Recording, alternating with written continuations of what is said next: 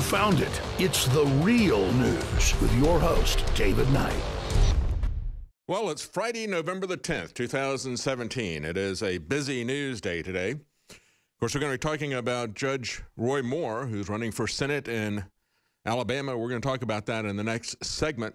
We've got several guests that are going to be joining us today. We have Marc Morano, who's going to be talking to us about a serious proposal for a climate dictatorship. That's where these people are coming from. So we're going to talk to Marc Morano about that and other climate issues. Of course, he comes from Climate Depot. Lee Stranahan is going to be joining us to talk about the registering of RT as a foreign agent. This is something that Washington has decided that they need to do. We're going to talk about what effect that's going to have on freedom of speech. And of course, Russia has said that they will now require all American press outlets to register as foreign agents as well. We're going to have an update on the Bundy trial. Sherry Duvali is going to be joining us from Las Vegas.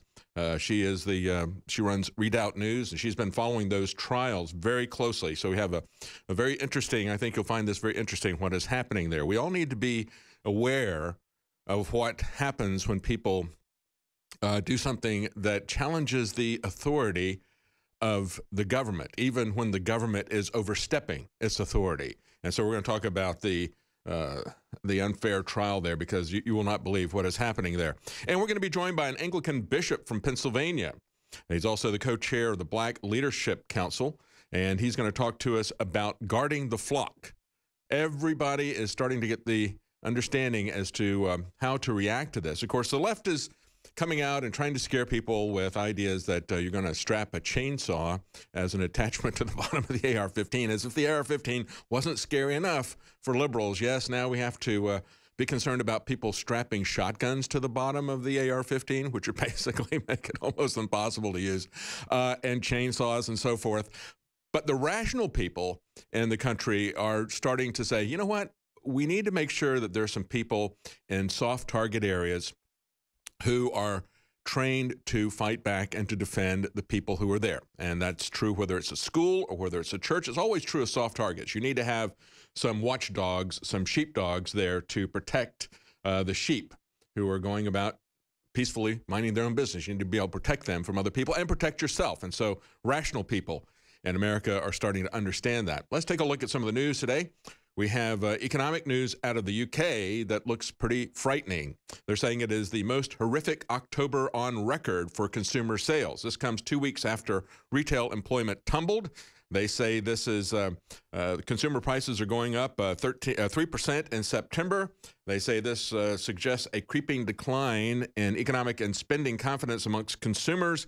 Wage increases continue to be outstripped by higher inflation, and there is now a real anticipation of higher mortgage payments. This underscores how vital it is that we get tax reform passed, tax reform that is not only broad, but deep. We need to have deep tax cuts, and there need to be tax cuts for everyone. You know, there was a story today, you'll see it on the Drudge Report, some people who are upper middle class said, you know, I don't really feel rich. I don't really know that I want a tax increase. Nobody does. I think taxes are too high. Spending is too high. Spending is what needs to be cut. Don't keep the taxes high for anyone, because as we pointed out before, people spend money. I talked about several times the man who lost his job building yachts because they decided they would punish rich people. We said the TSA is failing most of the tests. We have seen this before. They will not give us the exact figures, but when ABC News asked a TSA official, is this somewhere around 80%? You know, am I higher or lower? Am I getting warmer? You know, because they will not tell us anything. Why won't they tell us anything? Don't we have a right to know if they're doing their job? And the source said, well, you're in the ballpark. Well, they keep it from us because they're failing. Meanwhile, at the Texas church that was site of the deadly massacre, they said they are now going to demolish that site. The pastor said it's his desire to move forward, have it demolished, and perhaps replaced with a prayer garden. It's too difficult for the people to look at the results of that. And stay with us when we come back. We're going to talk about the allegation against Judge Roy Moore, who is running for Senate, had a double-digit lead against his Democrat opponent, and now this allegation from the Washington Post and others. We'll be right back.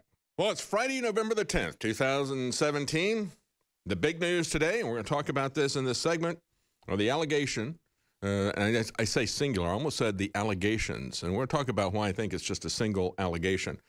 And what is behind this? Is it reasonable? How are we getting these allegations? We want to talk about that, but I want to start out first with a story about President Trump. And I think this tells us something about the mindset of the press that we need to think about, as well as a story about Rand Paul.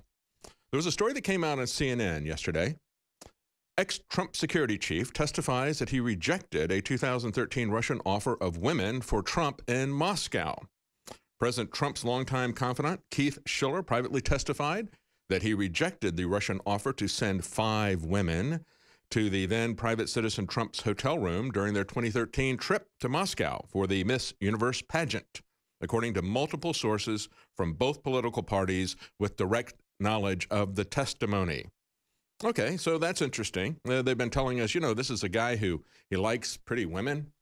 He has Miss Universe contest. He goes to Russia. Oh, that's believable that this filthy fiction that comes out of the Democrat Party for millions of dollars they spend to get a British spy to write this. Oh, that's believable, isn't it? Well, no, actually it isn't for the people who knew President Trump. But then CNN comes out and says, well, what a Russian's offer of women for Trump may tell us. So what does CNN conclude from this event? They said Schiller in his testimony said he took the offer as a joke. He said when he told Trump about it and they retired to their rooms for the night, the real estate mogul laughed, he said. They thought it was funny. It's like, how ridiculous to think that I would do something like that.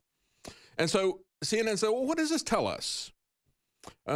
About Trump, they said, it doesn't tell us much. Really? You were the ones who were pushing the dirty dossier. You were the ones who are pushing the fact that Trump is this guy who is using his power to pressure women and to push them into situations. But it doesn't tell you anything about Trump, right? When you have evidence that pushes against the narrative that they have been feeding everybody about President Trump for a long time, no, they're not interested in that, no. Instead, they'll say, well, it doesn't tell us anything about Trump, but let's look at those Russians because, they're always trying to entrap people. Look, everybody knows that that's happening, and everybody does. You think the CIA doesn't do that? You think the CIA didn't try to do that with Julian Assange? Whether that happened or not, you don't think that they have honey traps that they put out there? Every person who is a public figure should understand that they are the target of these types of things, especially if they are in politics. And so I think it tells us a great deal about CNN, quite frankly. It doesn't tell us anything new about the Russians or any other government agency, but they try to ignore the fact that it doesn't tell us anything about President Trump. Quite frankly, it really does. And, when we look at what happened with Rand Paul when he got mowed down in his own yard as he was mowing his yard, he got mowed down by a political neighbor, and I think that's what we're starting to see now. Evidence has come out. Other people have talked about what he said on social media and what he would say to other people. He was a virulent Democrat who absolutely hated Trump. Understand that it was only a few days before this event happened that we were hearing from Rand Paul and others that Rand Paul has spent more time with President Trump than anybody else. So if you got somebody who absolutely hates Trump, as evidence shows this neighbor did, and then you find out that your next door neighbor is the closest senator to him, then that might explain some things, but not to the people on the left. The Daily Bell had an interesting take on a GQ article. The GQ article said, Rand Paul sounds like the worst guy to have as a neighbor. Why? Well, they said, and this is quoting from GQ, Gentleman's Quarterly. They said, Rand Paul is an a-hole neighbor. He bought a house in a neighborhood that has certain rules with regard to lawns, and he decided that he doesn't need to follow those rules because of his belief in property rights, quote unquote. They put property rights in quotes, that don't actually exist, according to GQ. This is, at its core, the problem with libertarianism. Libertarians don't want to follow the rules that we as a society have agreed upon. All right, so the Daily Bell says, well, GQ never really bothered to find out whether Rand Paul actually broke any of the rules. As a matter of fact, we got testimony. Other people have gone out and interviewed the neighbors, and they said, nothing. All this stuff about it being a neighborhood dispute over the lawns and property lines and everything, that's absolutely nothing. They said he's lived here for 17 years. Nothing has changed about the property in 17 years. We see them out there, and Rand and his wife are very friendly. They always wave. She's jogging. He's mowing his yard and working in his yard and doing things like that. They're very, very friendly. And this other guy, they say, well, he never talks to anybody, and he so forth. So I don't know. But anyway, they say they never looked to see whether they actually broke any rules or what those might be. But they did note, this is bad now here. He composts and he grows pumpkins on his property. And as the Daily Bell said, sounds like he's a pretty big scumbag. It's funny that the major complaints against Paul involve composting. The media could focus on the fact that Paul puts his waste to good use instead of filling landfills. You'd think the left would see that as virtue. No, but he's a jerk because the neighborhood association apparently says that you can't compost. Okay, so was it over that? I don't think so. I think the idea that it was over that is a lot of compost. So let's talk about what's going on with Roy Moore. Immediately when these allegations come out, we see the reaction of not only the Democrats, but especially the Republican establishment that does not want Roy Moore in Congress. Mitch McConnell leads establishment Republicans in an effort to push Roy Moore out of the Alabama race. Now, remember, these are allegations that have just surfaced, but based on this, they want him out. Want him out. Remember, these are the same people who called on Donald Trump to get out after other allegations were made that were not proven. The Washington Post released a story, and as this is even Breitbart saying, alleging that Roy Moore initiated a sexual encounter with a 14-year-old girl. That is a serious allegation, and if true, he should be out. However, they also go even on Breitbart. They say, as well as other cases of sexual misconduct. I would say no. These other allegations do not rise to the level of sexual misconduct, and I'll tell you why it is important to look at them, what that tells us about the accusers in Washington Post. Mitch McConnell has said, if these are true, he's got to step aside. So that Jeff Flake, Susan Collins, Lisa Murkowski even said that she has talked to Luther Strange about becoming a write-in challenger to Judge Roy Moore. Because, see, they don't want the last person they want in Congress and Senate was Judge Roy Moore. And I've got a clip for you which illustrates why the left doesn't want him. Let's run that clip. Daily. We begin tonight with a purge of the GOP establishment, a crisis of confidence in Mitch McConnell, a weakened president who's now scrubbing his Twitter feed, and the political earthquake in Alabama underneath it all. If you're not familiar with this guy, pull up a chair. Because after knocking off the president and McConnell's preferred establishment candidate in last night's Alabama runoff by nearly 10 points, Roy Moore, where the phrase Christian conservative doesn't even begin to describe him, could very well be your next U.S. senator. And if you don't understand just how freaked out some folks in the GOP and the White House are about what that means, then you don't know Roy Moore. First off, he doesn't appear to believe in the Constitution as it's written. Our rights don't come from government. They don't come from a Bill of Rights. They come from Almighty God. Now, that's just a taste of what are very fundamentalist views that have gotten him removed from office. Yeah, well, that happens to be the Declaration of Independence, which is the basis for the American government. It was the basis under which we declared our independence, declared our right to have our self-government. We said, kings don't have a divine right. Our rights come from God. Each and every person's rights come from God. And then we created the Constitution with the Bill of Rights to protect those. That is why the establishment cannot abide Roy Moore.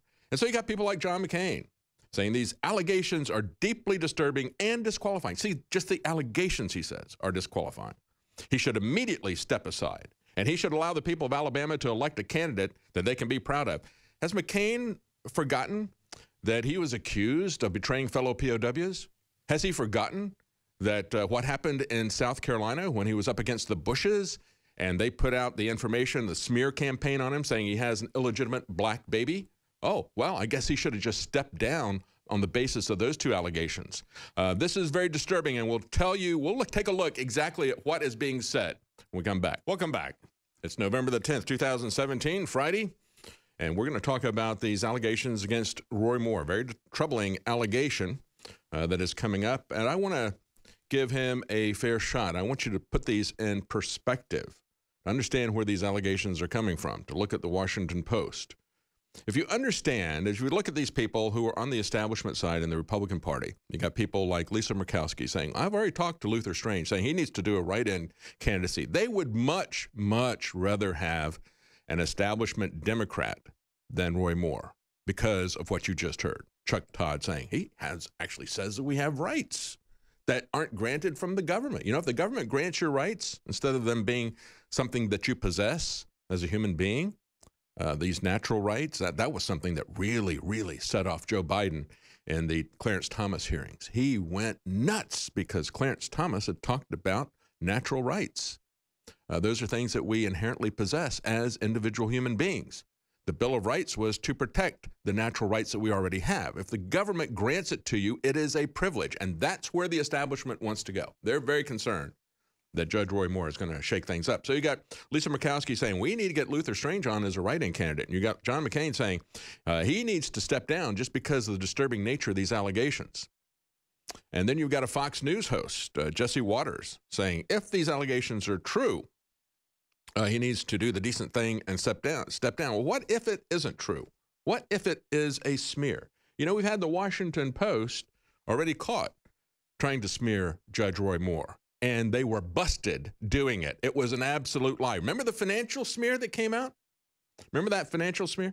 They accused Judge Moore of not reporting or paying taxes on compensation to which he was entitled but did not receive. This is WND reporting this.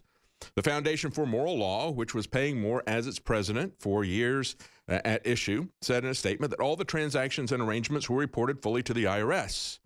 The foundation then charged that the reporters were essentially working on a political hit. This has already happened multiple times in this particular race from the Washington Post, from these same reporters against Judge Roy Moore, from the same Washington Post.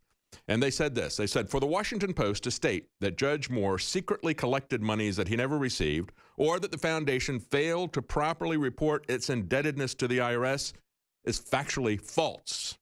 They said, furthermore, the reporters responsible for the false and misleading articles on the foundation and Judge Roy Moore have written 20 stories jointly since last year, 17 of which have been direct attacks on our president and on conservative principles. You think that they are not biased? You think that they are clear and objective? They said that the Post article had said that the promised back pay was not reported to the IRS as income, but the foundation's tax filing showed otherwise. 2011, 2012 did report the obligation that was owed to Moore, but they had not paid him any money. And as they say, everyone knows that you don't pay taxes on money you didn't receive. Understand? But this is coming from the Washington Post. These are the people who, to celebrate the election of Donald Trump that we had this week, we had a 34-hour broadcast. What did the Washington Post do? They created not one, but two imaginary alternate timelines of history. What if Hillary had won? They did that not once, but twice. They said, what if Election Day 2016 had gone a little bit differently? What if a freak snowstorm across the Rust Belt had kept rural Trump voters from the polls, and on and on and on? And then this first line here tells you why we're so happy that didn't happen. Their imagination. On Inauguration Day, President Hillary Clinton takes the oath in a headband and a pantsuit because, hey, it was raining. What does she care what you think anymore? Yeah, she would not care what you think. She wouldn't care what the Constitution said. And then, of course, they go through with a not just one of those, but a second one. And then, of course, we've had a Showtime program in August fantasizing about President Clinton bringing world peace. Okay, so these are highly politicized individuals. 17 out of 20 stories done by these reporters have been attack ads. And one of them has been proven to be a lying smear, the one about the taxes. Again, it was reported that he was owed this money, but he did not receive that money. So there was nothing to that at all. So what is the smear here? I think it is interesting that we've got three women who are now adults, and the Washington Post went back and said, well, you know, when these women were quite a bit younger, one of them I think was 18, 17, and 16 years old, Judge Roy Moore asked to openly date them. Right? Today, you have to understand that I guess in the Washington Post's mind and in much of society, dating means sex. It doesn't mean that to everyone. Certainly not at that time. It doesn't mean that in a lot of communities today. To try to distinguish between what the Washington Post thinks of as a date A lot of people have talked about courting. You know, there was this old-fashioned idea that was around a couple of decades ago where you would actually get to know somebody before you would marry them. You would talk to them and you would meet with them. And when we look at the pattern of behavior that we see with Judge Roy Moore on these other three women, that's precisely what we see. Does the behavior that they describe sound like somebody who is a pedophile, like a sexual predator, like somebody who is on a power trip? No. He would talk to them. He would read them poetry. He would play guitar. And one of them he actually kissed. These are women who were 1 or 2 years away from being legal age to get married. And he did marry a much younger woman, and they've been married for decades. And there is nothing wrong with that. You know, I find it interesting that the Washington Post has had absolutely nothing to say about Emmanuel Macron's wife and their relationship. You know, she is about, she's 25 years older than her husband, the French President Macron. Okay, no problem with that. I don't really have a problem with somebody that is 20 years older than somebody else marrying, and it doesn't matter whether it's an older woman marrying a younger man or vice versa. I don't have a problem with that. I don't think we should have a problem with that.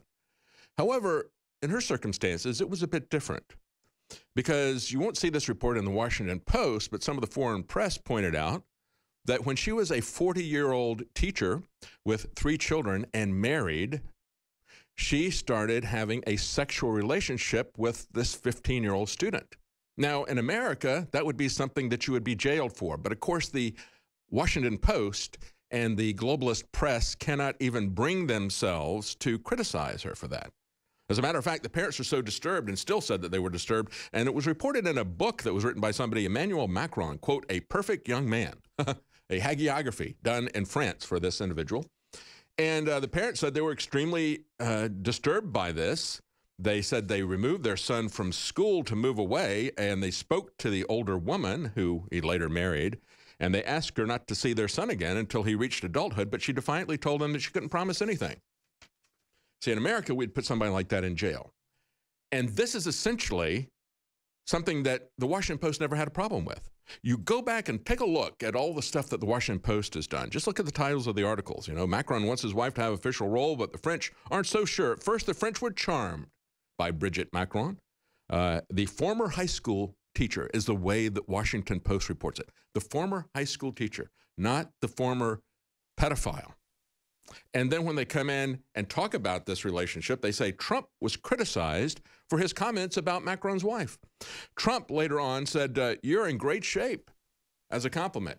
And they said, that's offensive. It's not offensive that she would seduce a 15-year-old student of hers while she is married with 3 children. That's the double standard of the Washington Post. I don't have time to finish the rest of this. We will, though. Stay with us. We've got an interview coming right up. We'll be right back. Welcome back. I'm going to get to the rest of the story about Roy Moore, and we're going to take a look at the serious allegation later on in the program. But we are very fortunate to be able to get Bishop Ned to come on. He's a bishop from Pennsylvania, bishop of St. Albans Anglican Church, co-chair of Black Leadership Group of Project 21. I wanted to talk to him because I found out that he was doing something to protect the people in his church after this shooting. So I want to get his take on that. I want to get his take on the NAACP wanting to remove the Star-Spangled Banner as the national anthem and their basis for it. Before we get to Bishop Ned, real quickly, I want to remind you of the sales that we still have in stock at InfoWarsStore.com. This is part of our 34-hour broadcast that we had concluded yesterday evening. Super Male Vitality, 50% off with free shipping. Super Female Vitality, 50% off with free shipping. We also have all apparel, 50% off and free shipping. Vitamin Mineral Fusion Drink Mix, a great way to get a baseline of the essential vitamins and minerals, 50% off with free shipping. Secret 12, our vitamin B12 formula, 50% off with free shipping. And Biome Defense, our probiotic formula, they're 50% off with free shipping. There's a lot of other specials that are on our website at InfoWarsStore.com. Please take a look there. That's what keeps us independent, and that's what finances us in this time of censorship. You want to have independent media, and it is also a time of economic censorship as well. So joining us now is Bishop Ned. You can find him on Twitter at Bishop Ned, and that's Ned with two Ds. He is not only a bishop of St. Albans Anglican Church, but he is also a Pennsylvania State Constable. So I want to ask him about that as well and what that involves. Thank you for joining us, Bishop Ned. Thanks so much for having me on this morning. Before we get to the topic here, tell us a little bit about the Office of Pennsylvania State Constable. What does that involve? Is that a law enforcement office? Yes, it's a law enforcement office. As a Pennsylvania State Constable, I essentially serve warrants for the court. Okay. Constables essentially capture fugitives. We're peace officers. We're the oldest peace officers in the United States, the Pennsylvania State Constable specifically. We're established 1664. Wow. Wow. That's great. So you're involved in both law enforcement as well as a bishop in an Anglican church. So give us your take on the Texas shooting. What do you think our response should be? Should we ban guns? Should we defend people in churches? What is your take on this? Well, I don't think we should ban guns because everyone knows the argument that, right, we ban guns and all the good people will get rid of their guns. That's and right, only the bad guys will have them. So, I mean, I think that's a silly argument. But I think in light of what happened in Texas, I think all churches need to be reconsidering what they're going to do to protect the safety of their parishioners and congregations going forward. I remember after the South Carolina shooting, our parish had some conversations about, sort of what to do next. Do we need to change anything? Yes or no? But I think certainly after this most recent event, it's clear that people need to take some extraordinary steps to make sure that the people and the members of their congregations are safe. Yes, yes. And when you look at that situation in South Carolina, Dylan Roof coming into a prayer meeting, right, meeting with people in prayer for a while there, and it was a small group, wasn't it? Just about 10 or 12 people there. Right. And I'm sorry? Yeah, go ahead. Well, he comes into this group, and it's not like a big formal worship meeting where the entire church is there in the building as it was in Texas. And so, people look at this and it's like, well, is this really like a church meeting or whatever? I mean, it was horrific that somebody would do something like that. But when you've got a large corporate meeting of the church and a formal ceremony like on Sunday morning or something, that is a large group of people, and it really should start thinking, I think, of how you're going to protect a large group of people who are unarmed, who are not looking around, they're not situationally aware, as you might think that somebody might be. I mean, these are people were trusting him in South Carolina. They were trusting this individual. They were not being suspicious of him. I mean, it was predominantly black, if not all black, and here's a white guy who comes in, but they just accepted him with open arms, and they weren't suspicious of him. When you're walking down the street, as we're trained in concealed carry and so forth, part of that is to teach you to be aware of the situation that you're in. And so these people had their guard down. He took advantage of that. But now we got a situation where it's a large church where this happened. Yeah, and again, people need to be concerned. There are lots of large mega churches, scattered throughout the country. And, they have police officers there directing traffic. They've got, armed and unarmed security guards inside. They've got people walking, metal detectors for people to walk through. Really? I didn't know anybody had metal detectors. And it's cost prohibitive for most churches in America to do. And, and regardless, do you really want to have to do that going to church? Yes. Not really. But, so the question is, what are you going to do going forward? A bishop is the overseer. He's the protector of the church.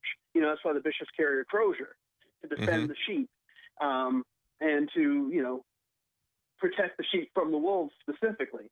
So, I think, pastors have an obligation to make sure that, they keep their people safe,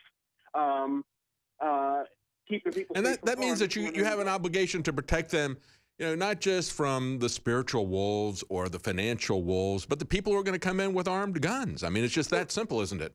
Well, yeah, it is. And, there's strong arguments. And, like, I carry my weapon everywhere I go, except to church on Sunday. I live a half block from my church, and I made the decision that I wasn't going to carry my gun to church. Now I'm reconsidering this whole thing. And, just because it just didn't, viscerally, it just didn't feel right to me. But, I'm reconsidering it, and there's a biblical basis for that. I mean, when Solomon's temple was built, First Chronicles somewhere, he set up temple guards to protect the people and to protect the temple. So, you know, it's not without precedence in church history. It's just not, I guess, common. But, That's right. You know, again, That's right. You know, well, as they were rebuilding the wall in Jerusalem, they had a trowel and they had a sword because they knew they were likely to be attacked by people. That is the reality that we live in, whether people like it or not. We have to understand that the reality of society here has now changed, and we need to accept it and see it as it is and provide for that to respond to that reality. Yeah, the paradigm shifted radically. You know, people, well, not everyone, but there are lots of people and fewer people every year, every day who value sacred space. You know, there's always been a line that you don't cross. You know, doing certain things in churches, doing certain things in cemeteries. There's always been sacred space. That doesn't exist anymore in the minds of a lot of people. That's right. You know, a church is the same as a movie theater, as the same as a beer hall. And, you know, we need to recognize that. We need to recognize that people do not see life as sacred.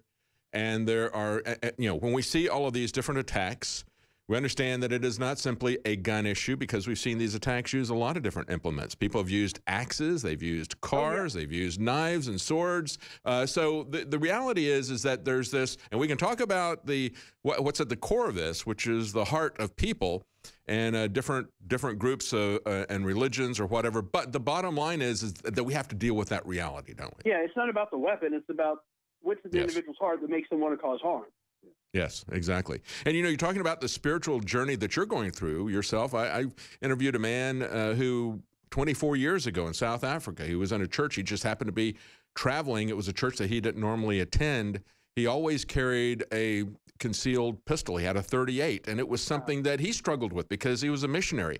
But he had been physically attacked, and he said, you know what, I have not only a right but a duty to protect myself and other people. And he was the only person armed that day, and with just a .38, he was able to stop 4 terrorists with fully automatic weapons and grenades. Now, they came in spraying the crowd and throwing grenades, so they killed several people and wounded quite a few.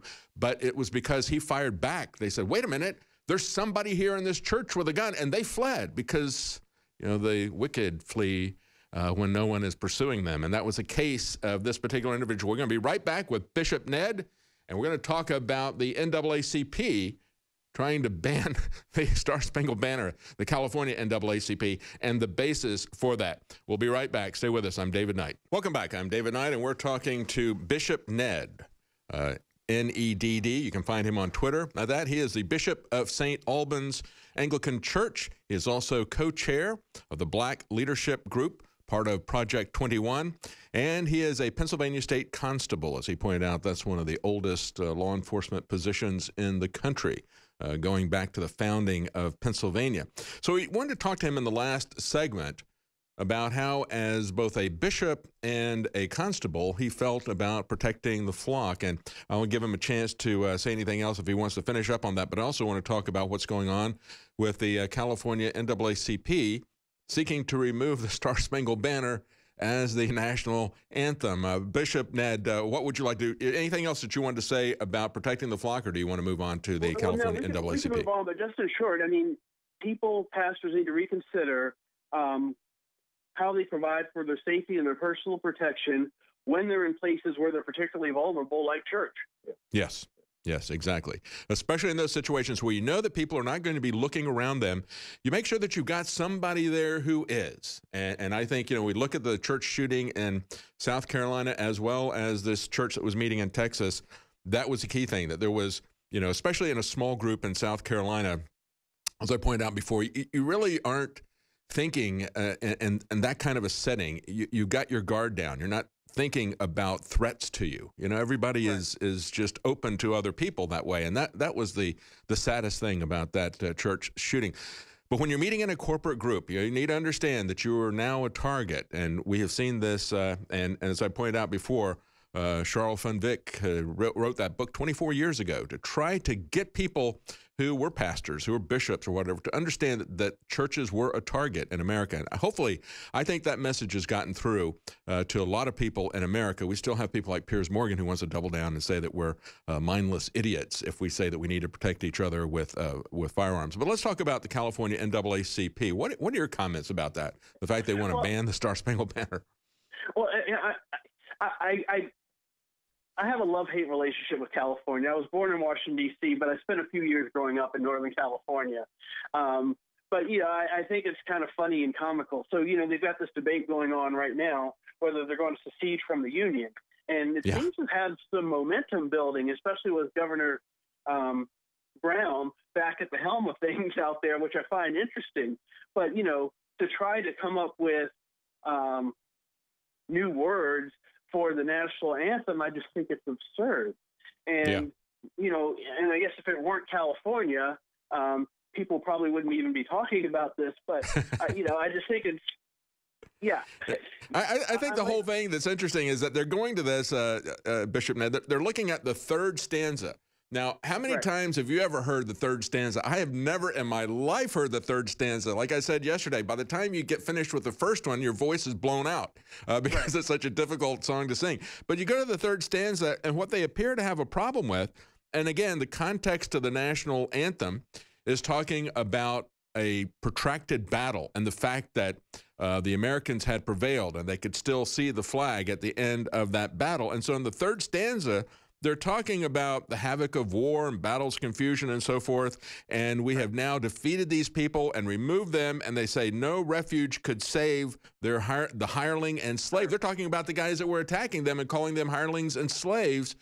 And they look at that, and I think that's the basis of it. They look at the word slave, and they immediately say, "Hey, that's the N-word. We need to ban it because of that." But the context was they were talking about people that had been forced into conscripted service to fight against them.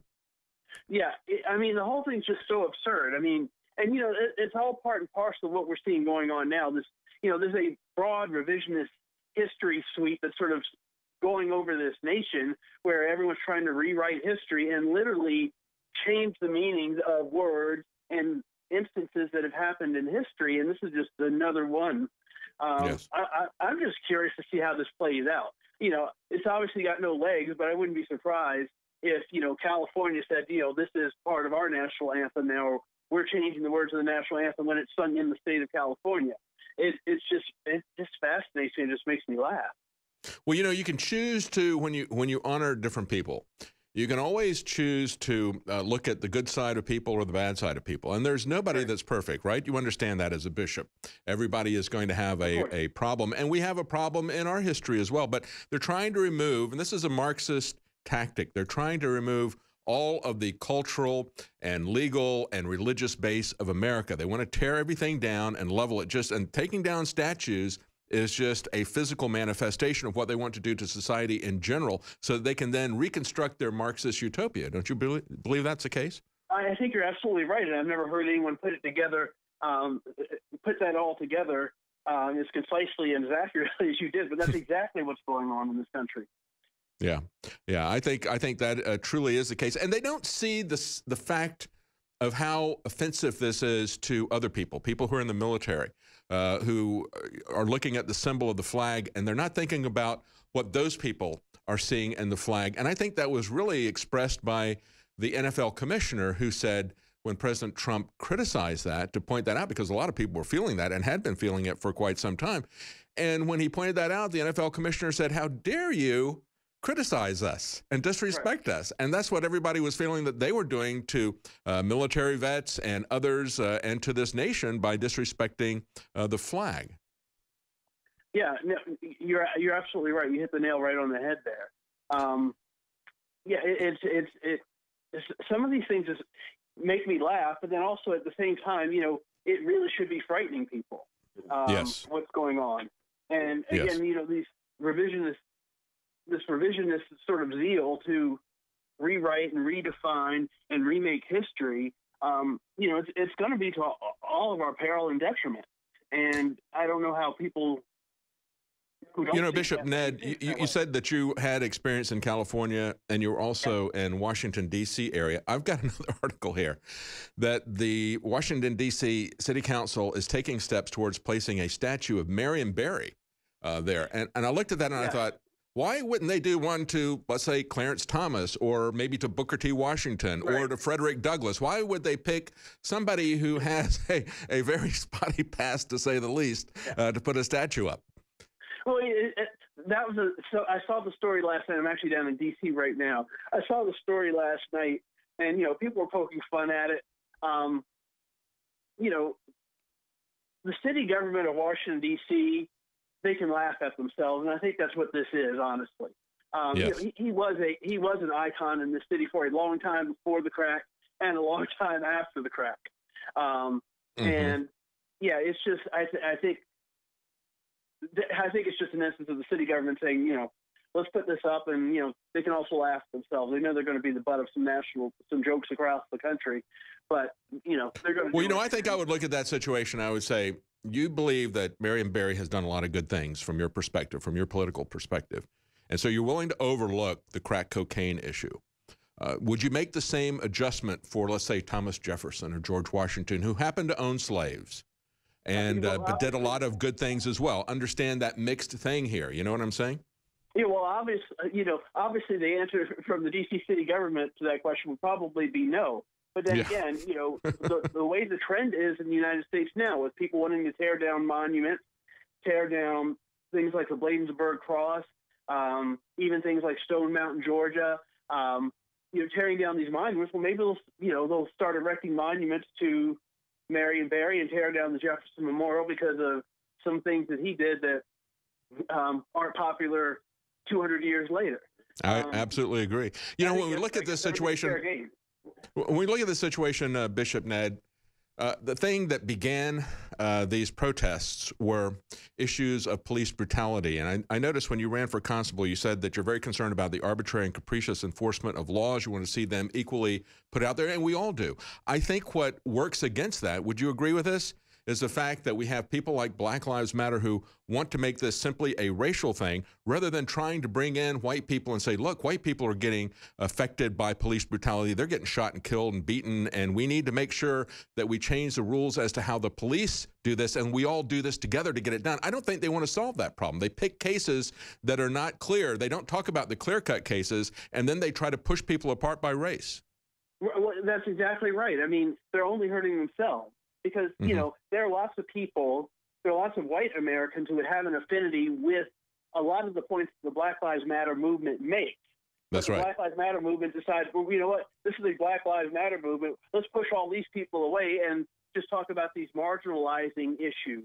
That's right. They don't want to get it solved because they say, wait, we're not going to bring in a greater group of people to solve. I mean, you would do that with any political issue. You would try to bring in as many people and make common cause with them. Instead, they try to use this as a wedge to divide people on the basis of race. Thank you so much for joining us. Again, Bishop Ned with 2 Ds. You can find him on Twitter at Bishop Ned.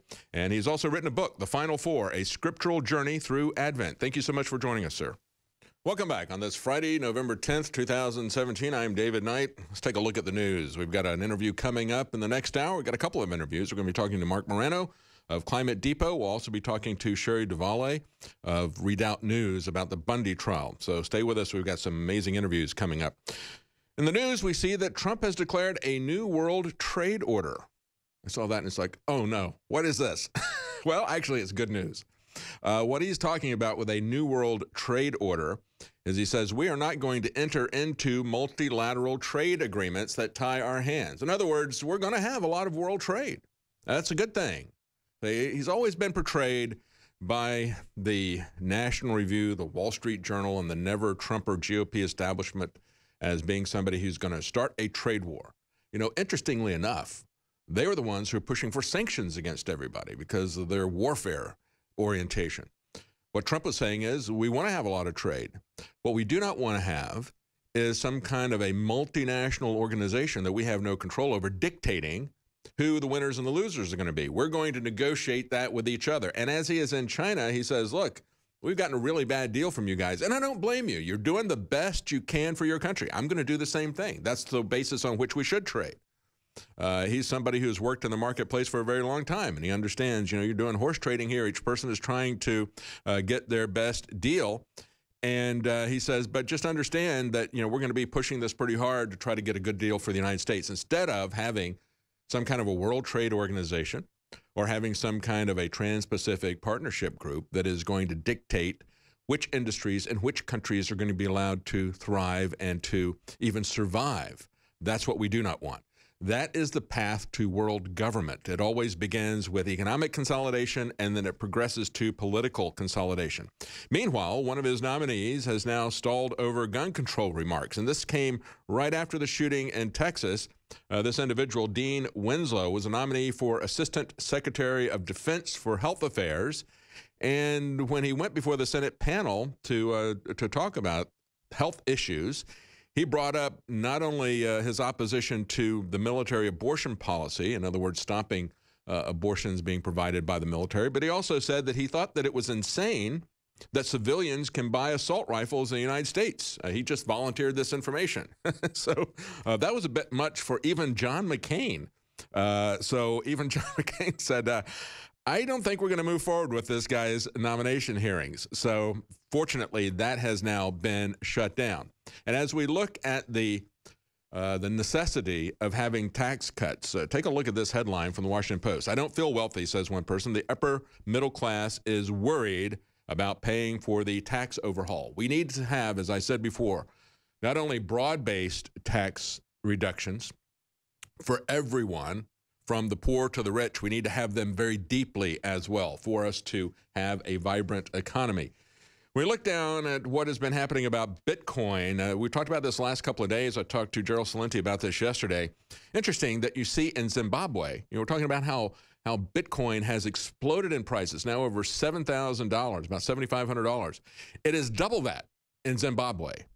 And that Marxist-ruled country. And, of course, over the weekend, we saw that Robert Mugabe, I think he's 93 now, this Marxist dictator that rules there. He just jailed an American journalist who was working there, jailed her because she criticized him on Twitter, he said.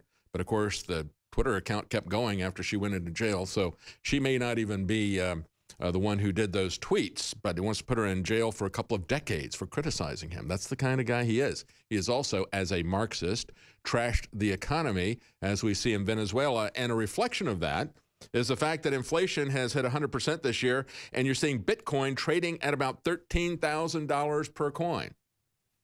Jim Rogers, who is, you'll see him frequently as an investor, he wrote a book I read many years ago called Investment Biker. He traveled the world on his motorcycle. But one of the interesting insights he had was the difference in spread between the official trading rate and the black market price of a currency indicates the corruption of that government. Stay with us. We'll be right back. Welcome back. I'm David Knight on this Friday, November the 10th, 2017. In the next segment, we're going to be talking to Mark Morano of Climate Depot about the latest movements by the environmentalists. Now they want a climate dictatorship. They're getting serious about this stuff, folks. They've talked about using the RICO statute against people who deny their climate religion. You don't talk, if you're talking about science, if you know anything about the scientific method, you don't talk about it in terms of deniers or infidels. Those are the terms you use if you've got some kind of religious belief that's being held. Science has always been about skepticism and show me and prove it and let me see the math and the model. But that's where these people are coming from. So he's going to be joining us in the next segment. And before we get back and finish up with what I wanted to say about Judge Roy Moore, I want to give you the products that are still on sale from our 34-hour broadcast. We have a lot of products that are 50% off with free shipping, and you can still see those if you go to InfoWarsStore.com. Let me read off just the titles of some of these, because these are very popular products that in many cases do not need any explanation. You'll recognize them by name. Super Male and Super Female Vitality, that's one of our first products. Those are 50% off with free shipping. So is Biome Defense, our probiotic product. All apparel is 50% off with free shipping. Vitamin Mineral Fusion Drink Mix, a great way to take your baseline vitamins and minerals without swallowing a lot of pills. That's 50% off with free shipping. Secret 12, our vitamin B12 formula, that is 50% off with free shipping. Super Blue Fluoride-Free Mouthwash, that is 50% off with free shipping. And finally, DNA Force is, after having been out of stock for a while, is now back in stock and 25% off with free shipping. That is a very big dollar savings on that premium product. So take a look at the specials that are there, and we really do appreciate your support. Let's go back to Judge Roy Moore. And just to recap what I was saying, we have the Washington Post, who had just endorsed his opponent. We have the Washington Post that has produced 17, these same writers, 17 of the last 20 stories that they've written have been attack pieces against Trump, against conservatives like Judge Roy Moore. We have the Washington Post that had previously, about a month ago, after Judge Roy Moore won the primary there, they published a fake financial scandal against Judge Roy Moore, saying that this organization that he was president of, they had he'd accumulated a salary and that he had not reported it. Well, it turns out that they did report that he had money coming to him, but he did not receive any of that money. So both he and the organization did exactly the right thing. There was no wrongdoing. But you remember the fury that came out of the mainstream media about all of that stuff? That happened there. So now they're coming back and they're saying that 40 years ago, there was a young lady, and what is alleged that they got down to their underwear. That he took her to 14-year-old girl. They took her to to his home. They were stripped down to their underwear, and she rebuffed this, and then he took her back. Okay, but that would be something that would be a serious crime. She's 14 years old, and he was, I think, 32. That was 40 years ago. Nothing has been said in the interim about this. He's run for statewide office 4 times, twice for governor, twice for Supreme Court Chief Justice. This was never mentioned. Now, to bolster their case, and that's the reason I brought up the situation with the young women that he had dated, and he wound up marrying somebody that was, I believe, 24 years his junior. And they've been married now for several decades, have many children and grandchildren. What was brought up to that, to give that a credibility by the Washington Post, and understand in this environment that we have, where we have heinous sexual relationships and pedophile relationships and sexual assault and harassment and power plays and pedophile attacks, both heterosexual and homosexual, in that environment, everybody's just looking at this and saying, well, here's another one. They know, whether or not this is true, they know that that is going to stick in the public mind. And just as John McCain said, well, this is a heinous accusation, he should resign right now. No. Allegations are not the basis of having people resign. He was alleged to have been involved in a financial scandal by the same group of people. But he should not have resigned then. He deserves to have this examined. And when they look at this and they talk about this pattern of dating young women, I think that that actually works against their narrative. It shows that this is not a guy who is a predator, who is working on power politics. He had asked the mother of one of these individuals, who I think was a high school cheerleader at the time, 18, approaching marriageable age. And she talked to her mother about it, and she said, well, who is this older guy that wants to go on a date with you? And she said, Roy Moore. And she said, well, I would say that you're the luckiest girl in the world. He was highly respected in the community and always has been. And again, to court someone, and we use that word because dating now has become synonymous with having sex in so many circles. To court someone is to get to know them. And when they described what happened, that was precisely what was going on. So it did not feed an agenda that showed that this guy was a power politics predator.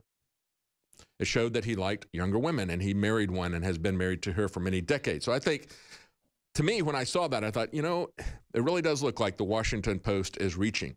And they were reaching in the sense that we've had a lot of people condemn him. Even one of the individuals said, well, at the time I didn't think anything about it, and I went over to his house, and you know, he talked to me, read poetry, played guitar, and so forth and so on. He even kissed me. And but she said, now I think it's really creepy that something like that would happen. And it's like, well, you know, that's what the Washington Post wants people to think, that it is now inappropriate. But understand that this year and last year, the Washington Post had no problem with the French President Macron and his wife, who, when she was 40 years old and a high school teacher, began to have a sexual affair with Macron, who was 15 years old. They don't have a problem with that. They just call him his high school teacher, call her his high school teacher. And even though we've got this hagiography that's being written in France, they say, well, the parents were absolutely appalled. They took him out of school. They spoke to her, and she said, well, I can't promise that I won't stop seeing him. She was married. She was 40. He was 15. She had 3 children. She later left her husband. So when we look at the situation here, and we look at the age difference, there's no problem with somebody having a bigger age difference. But there is a problem if you are a pedophile predator like Macron's wife is. But no criticism whatsoever from the mainstream media and the press. When they talk about it, they put this up as a badge of honor. Here's this story from Australia. She says, when we have breakfast, there's me with my wrinkles, and there he is. He's young when we're sitting at the breakfast table. So isn't that wonderful that an older woman feels empowered to do that? Empowered to take on a 15-year-old. They have absolutely no criticism of that. So the double standard to me is absolutely amazing. When you look at the age difference between Judge Roy Moore and his wife is about the same age difference as between Donald Trump and his third wife. But this is Judge Roy Moore's only wife that is here. There is no allegation of unfaithfulness to his wife. And as we look at the reaction of this, before we look at the reaction of this, let's talk about the accusations of the single accuser. As I said before, if you want to make an allegation against somebody, you want to smear them today in today's political environment, the one thing that you could say that everybody would immediately believe is that it was a sexual assault. That is very easy to understand. And I think that this man who has otherwise had a blameless life, and I would include these allegations of these people that he was wanting to date that were approaching marriageable age, and the way that he behaved with them, I would say that that is consistent with the character that we've come to believe in public of this man.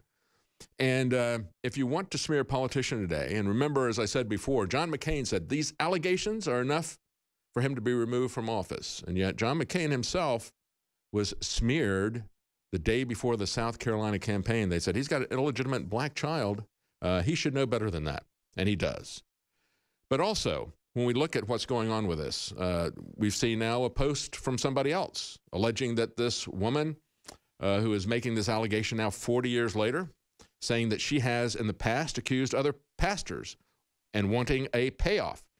It is something that needs to be investigated, not only the character of the Washington Post, which is very suspect, but the character of this woman. Stay with us. We'll be right back with Marc Morano. Welcome back. I'm David Knight, and we're talking to Marc Morano of ClimateDepot.com and ClimateHustle.com.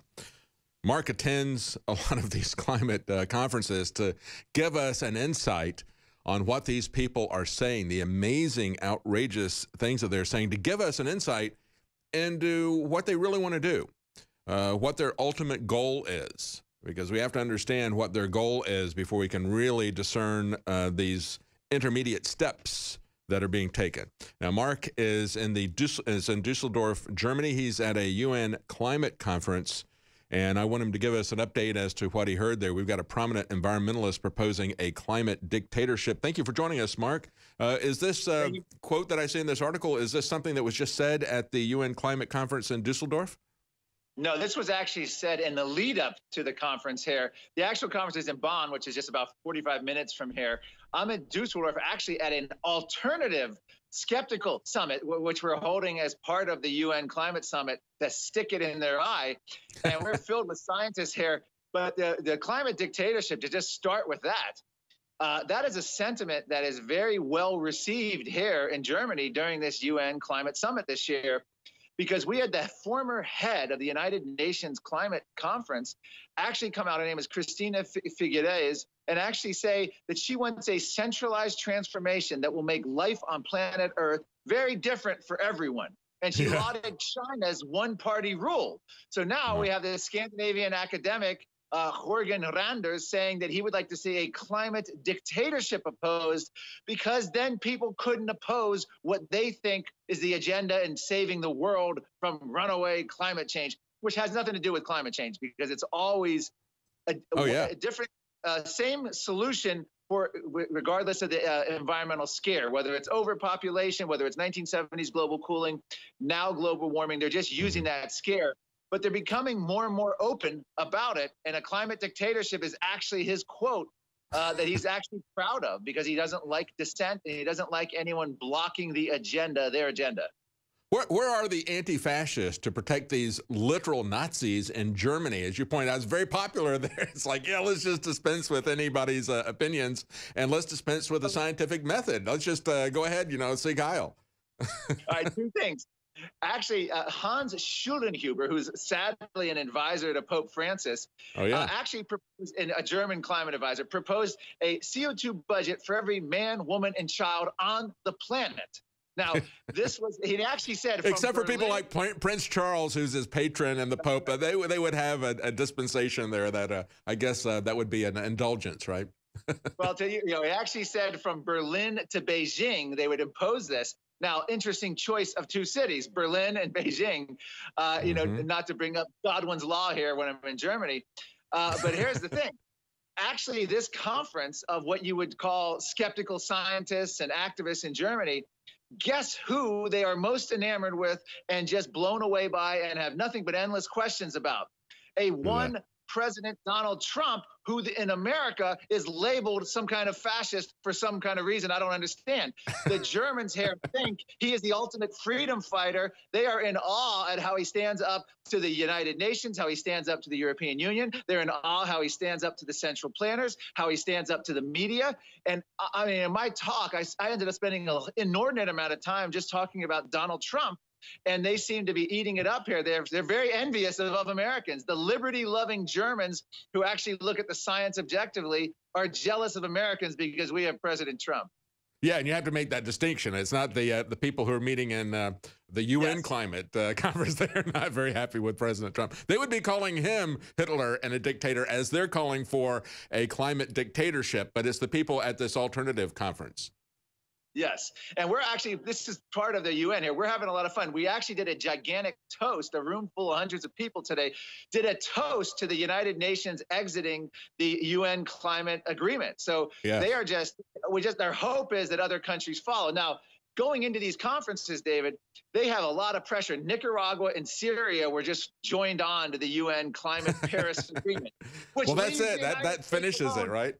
And of course, why don't we now join? We always like to follow whatever Syria does, we should be doing, right? Shouldn't we be jumping at it? If Syria's in, we should be in. How dare we not follow Syria's lead? This is how the media is sort of portraying it, as that even Syria recognizes the seriousness.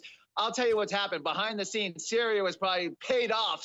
Government officials got huge amounts of money in order to get a cheap PR stunt days before this conference started. Well, that's the best argument for regime change I've seen in Syria yet. That they would join in with this climate change, as Paris climate change. But of course, real quick, the State Department spokesman, Heather Nauer, actually had a great line. If Syria is so worried about gases in the atmosphere, why are they gassing their own people with sarin gas? They're worried about carbon dioxide, a trace essential gas, which is vital to plants and photosynthesis and greening the planet Earth, but they're not worried about sarin gas. It's the media hypocrisy, the UN hypocrisy. You can't even go down that road. It's so silly. That's right. And when I saw this, that as those two countries came on, all the articles of President Trump standing in front of a burning world and saying the United States is now the only country that hasn't joined into this Paris climate agreement.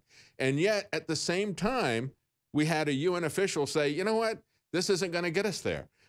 With all the pledges that we've added up from all these people and all the CO2 that they said that they're going to cut, that's only a third of what we think is needed based on our models. And we had said this before, that even the people who believed in man-made climate change said that this wasn't going to make any difference. But what it would make a difference in is it would shut down our economy in favor of China and India.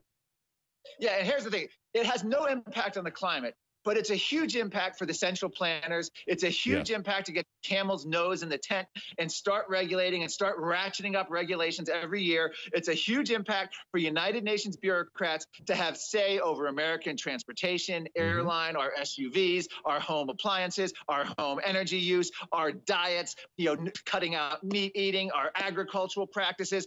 They're now saying that, transportation and global warming is going to affect the way our fatal car crashes. Department of Transportation studies getting money for this.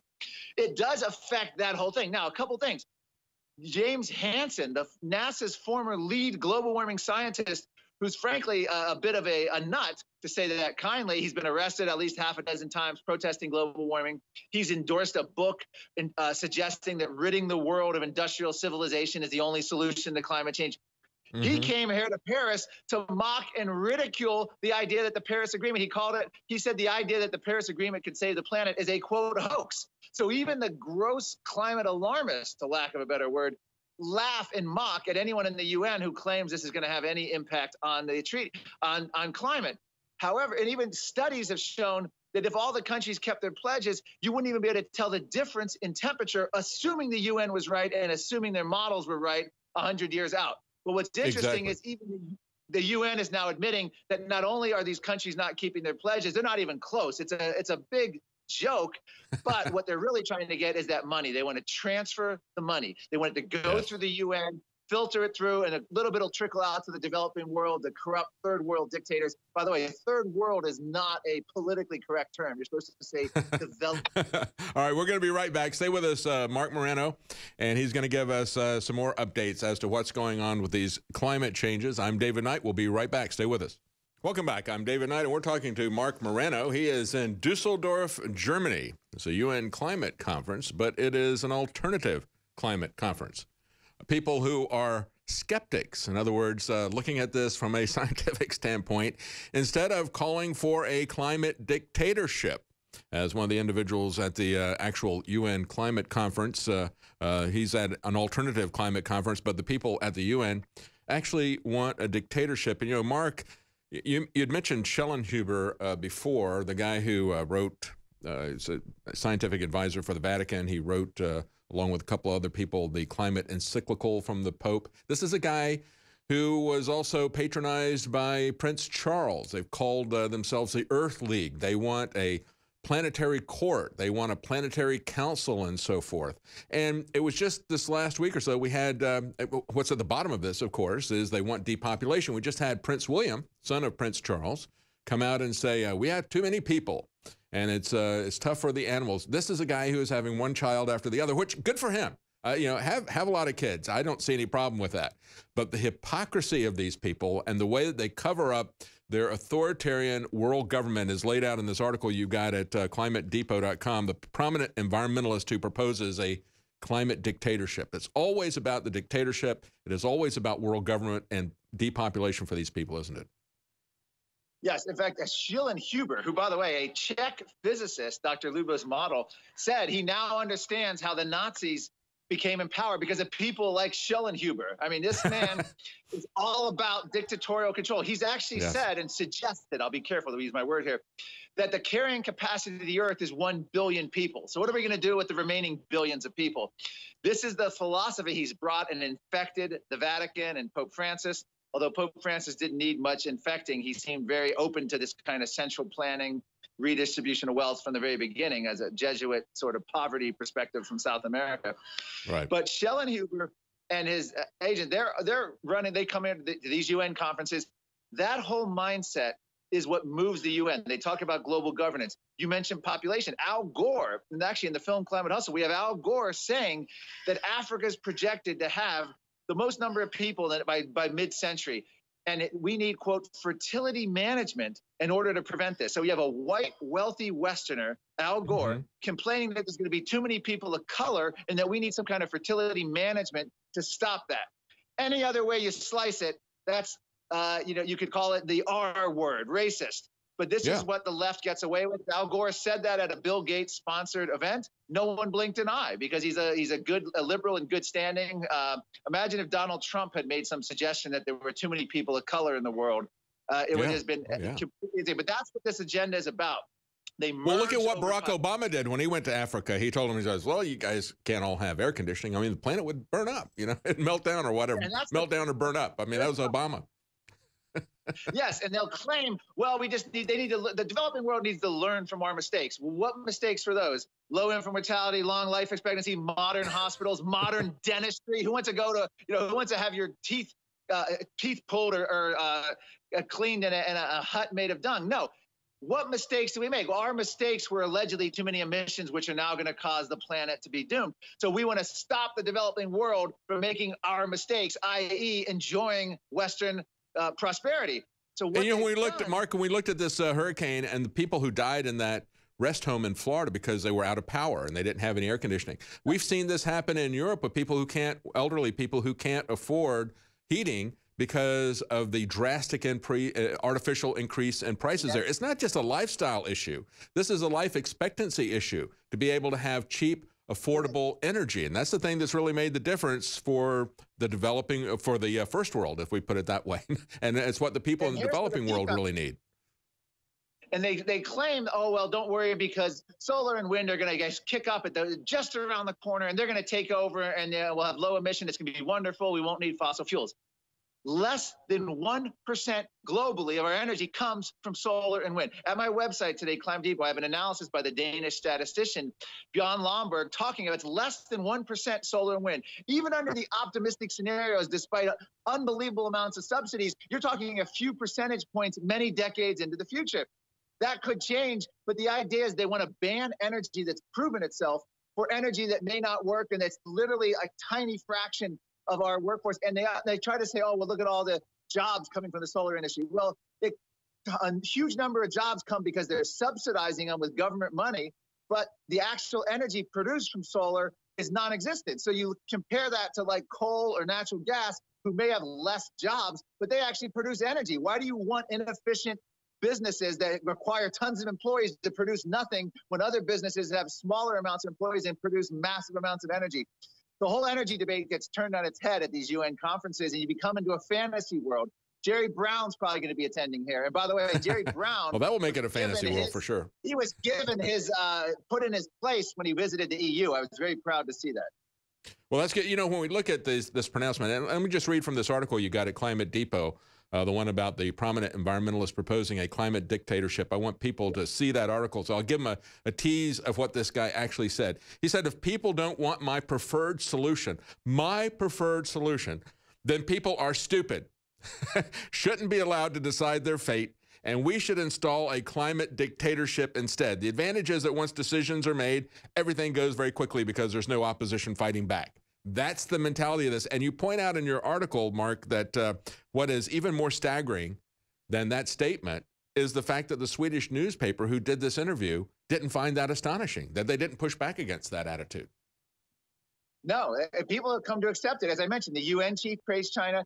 We have a New York Times columnist, Tom Friedman, other activists that regularly praise China because of their one-party rule. They don't have the messiness, the barriers of democracy.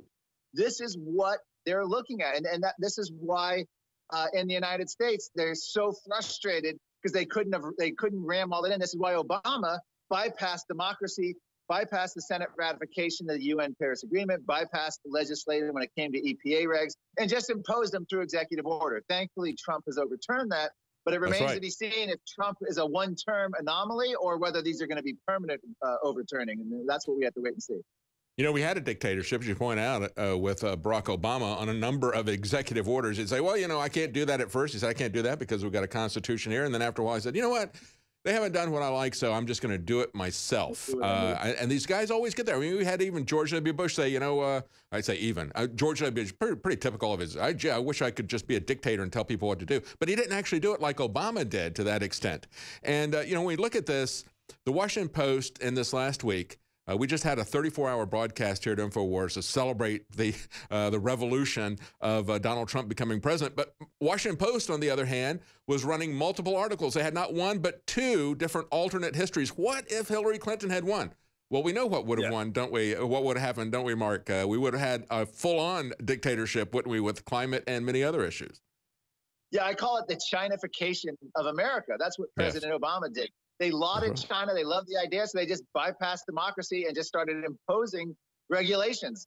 And this is what their stated goal is, and this is where they go. They call it global governance here in the United Nations speak, where even Al Gore has said the climate bills in the U.S. were the first step to global governance.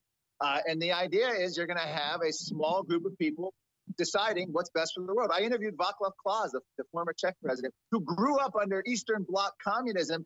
He said the greatest threat since the fall of the Berlin Wall and the Eastern Bloc nations and the Soviet Union is what he calls ambitious environmentalism, the whole climate movement. And that is what he sees as the greatest threat, and he couldn't be more right.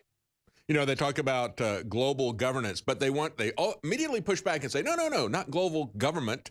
Just global governance. It's a distinction without a difference. But thank you so much for joining us, Mark Morano. And again, people can find you at climatedepot.com, Climate Hustle. This is a great article.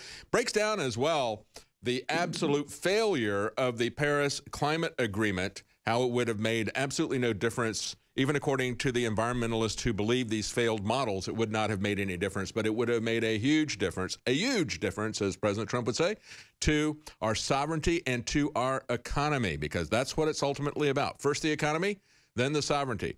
Stay with us when we come back. We're going to have an update on the Bundy trial from Las Vegas. Sherry Duvally will be joining us. I'm David Knight. Welcome back. I'm David Knight, and we're talking to Sherry Duvally of Readout News. She has been following the Bundy trial, but before that, the trial of other people who were associated with that protest.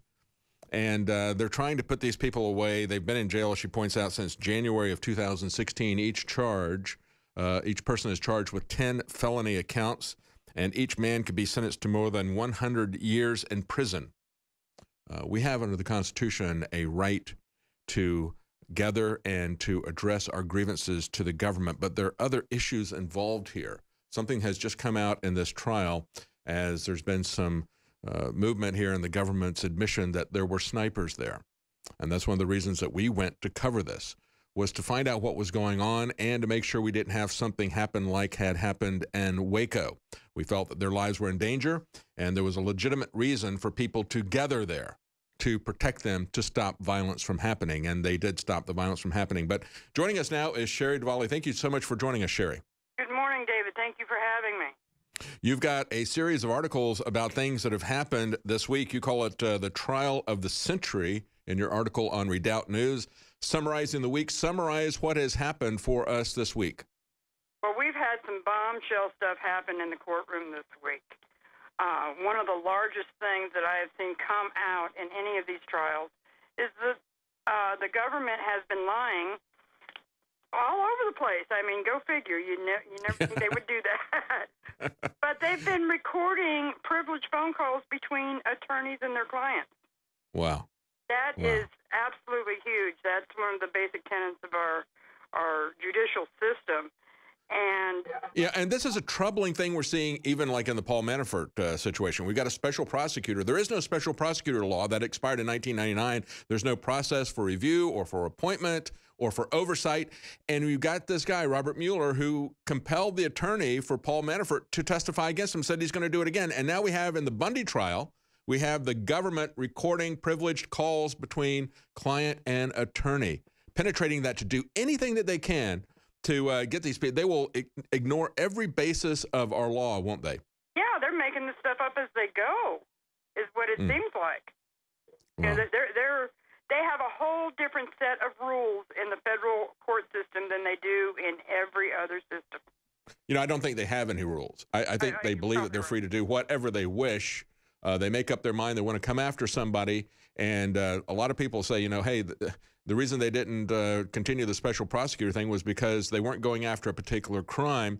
They were going after an individual. And I think that's what we see happening here in the Bundy trial. They're going after these individuals, and they will rig anything that, you know, take things off limits, shut down testimony. But some of the things that you pointed out here is the testimony about shredded documents that were found right after the protest in 2014. Tell us about that.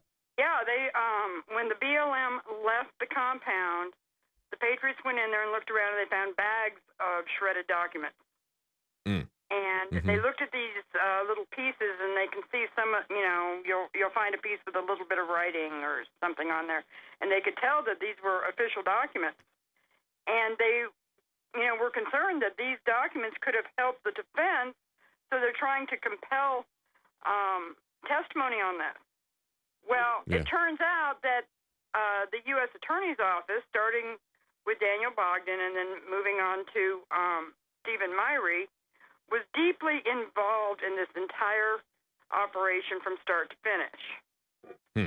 Stephen Myrie actually directed Special Agent Kent Kleeman to investigate the shredded documents and reported directly to Myrie at least weekly.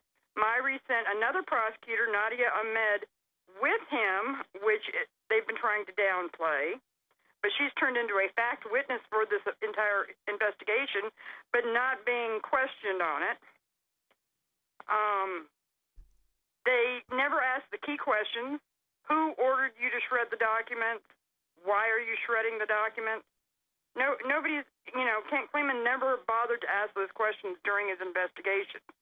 And you report in your article that in the course of looking at this, that he testified that he'd learned of a, quote, hurried shredding event. But any information about this would be privileged. We are not allowed to know anything about this event or the basis of it, who did it, why they did it, or any of the information that was there. Kind of sounds like what we're seeing with Hillary Clinton and the DNC destroying disk drives, deleting emails, and wiping them with bleach bit. Yeah, absolutely.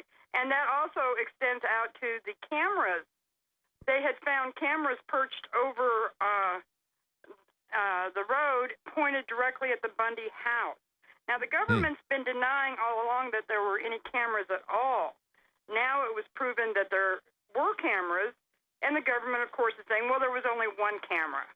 And they never watched it, they never recorded it, and they took it down every day and put it back up every morning. And they're also saying that there are no existing tapes of that camera, that it was just being recorded and just went nowhere, right? And does that defy credibility that the government, who is putting surveillance cameras out there trying to get evidence against people doing something wrong, that they would not keep any tapes of that? That is just absolutely absurd. You know, even the judge found that whole line, those statements were not credible. Yes. And this is a judge that has been completely on the government side every step of the way. And she just does not see it as reasonable. That's why she ordered the delay in the trial and hearings on these issues.